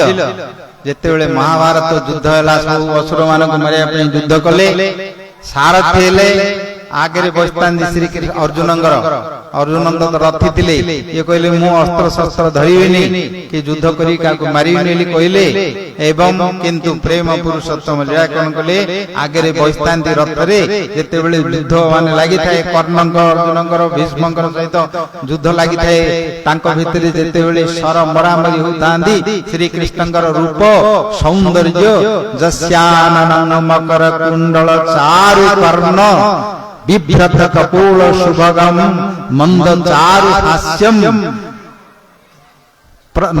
ନେତ୍ର ଉତ୍ସବମ୍ ନିତ୍ୟ ଉତ୍ସବମ୍ ନତୃପୋ କୁପିତା ନିମେଶ୍ଚ ନରିୟା ନାର୍ୟଚ ଯେତେ ଥିଲେ ନର ନାରୀ ଯୋଉତେ ଥିଲେ ତାଙ୍କର ସୌନ୍ଦର୍ଯ୍ୟ ରୂପକୁ ଦେଖିବା ପାଇଁ ଯୋଉ ବିରୁଦ୍ଧ ରାଜା ମାନେ ସବୁ ଥିଲେ ସେମାନେ ଯୁଦ୍ଧ କଲା ବେଳକୁ ମଧ୍ୟ କେମିତି ମନ୍ଦା ହଉଥିଲା ତାଙ୍କର କେମିତି ଆଖିଟାକୁ ମୁହଁଟାକୁ ଟିକେ ଦେଖିଦେବି ଯେତେବେଳେ ତାଙ୍କର ବାଙ୍କ ଚାହାଣି ତାଙ୍କୁ ଦେଖି ଦଉଥିଲେ ସେ ଦେଖର ଚାହାଣିରେ ତାଙ୍କର ମନ ଏପଟେ ଆଉଥିଲା ଶର ତ ଯାଉଥିଲା ଗୋଟେ ବାଟେ କିନ୍ତୁ ଅର୍ଜୁନଙ୍କର ଶର ଯାଇ ତାଙ୍କର ବିରୁଦ୍ଧ ହେଇକି ସେତେବେଳେ ସେମାନେ ପ୍ରେମାନନ୍ଦ ହରିବୋଲ କରିକି ମରଣକୁ ମୁଖରେ ଯାଇକି ଯାଉଥିଲେ କିନ୍ତୁ ଭଗବାନଙ୍କୁ ଦର୍ଶନ କରିକି ସେଇଠି ମଧ୍ୟ ସମସ୍ତେ ମୋକ୍ଷ ପ୍ରାପ୍ତ ଅଧିକାରୀ ହେଇଥିଲେ ମହାଭାରତ ଯୁଦ୍ଧରେ।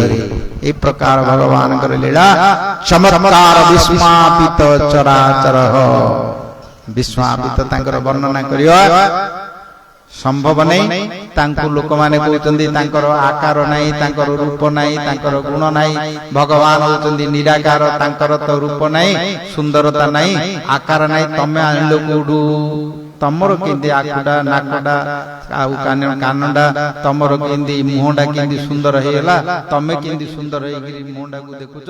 ତମକୁ ଯିଏ ତିଆରି କରି ଯଦି ତା ପାଖରେ ନଥାନ୍ତା ତମର ମା ପାଖରେ ନଥାନ୍ତା ତମର ବାପା ପାଖରେ ନଥାନ୍ତା ଜେଜେ ବାପା ପାଖରେ ନଥାନ୍ତା ମୂଳରୁ ଯଦି ଋଷି ମାନଙ୍କ ପାଖରେ ନଥାନ୍ତା ବ୍ରହ୍ମାଙ୍କ ପାଖରେ ନଥାନ୍ତା ବ୍ରହ୍ମାଙ୍କୁ ଯିଏ ତିଆରି କରିଛନ୍ତି ବିଷ୍ଣୁ ତାଙ୍କ ପାଖରେ ନଥାନ୍ତା ତମକୁ ଆସିଲେ କୋଉଠୁ ଆଣିଲେ କହୁଛ ବ୍ରହ୍ମ ଭଗବାନ ନିରାକାର ତାଙ୍କର ଆକାର ନାହିଁ ତାଙ୍କର ଗୁଣ ନାହିଁ ତାଙ୍କର ରୂପ ନାହିଁ ବୋଲିକି ନାସ୍ତିକବାଦରେ ପ୍ରଚ୍ଛନ୍ନ ନାସ୍ତିକ କରିକି କହୁଛନ୍ତି। ତାଙ୍କ ପାଖରେ ନଥାନ୍ତା ଆମ ପାଖରେ ଆସନ୍ତା କି ସେ ହଉଛନ୍ତି ଷଡ଼ୈଶ୍ୱର୍ଯ୍ୟମୟ ଏବଂ ସମସ୍ତ ଗୁଣର ଐଶ୍ୱର୍ଯ୍ୟର ସେ ହଉଛନ୍ତି ଅଧିପତି ସବୁ ତାଙ୍କ ପାଖରେ ଅଛି ଆମ ପାଖରେ ତାଙ୍କର ଅଂଶ ସ୍ୱରୂପ ସେଇଠି ଆମ ପାଖରେ ପ୍ରକଟ ହେଇକି ଆସିଛି। ଧନ୍ୟବାଦ ସମସ୍ତଙ୍କୁ। ମୁଁ ତ ପ୍ଲାନ୍ କରିକି ଆସିଥିଲି 7ଟାରୁ 8ଟା କରିକି 8:30 ଭିତରେ ପଳେଇଗଲି ବୁଝିଲ କିନ୍ତୁ ମାର୍ଜ ମୁଁ ତ କହିଥିଲି କହିବାର ତ ଅଭ୍ୟାସ ଲୋକମାନେ ବସିଛନ୍ତି ଶୁଣିବା ପାଇଁ। ମହାରାଜଙ୍କୁ ପଚାରିଲି ଆଉ ଯୋଉ କଥା ଗୁଡ଼ିକ ଆଲୋଚନା କରିବା ବିଷୟ ଲୋକମାନେ ଜାଣନ୍ତିନି ଯୋଉ ତତ୍ତ୍ୱ କଥା ଗୁଡ଼ିକ ତତ୍ତ୍ୱ ପାଇଲେ ତୁଟେ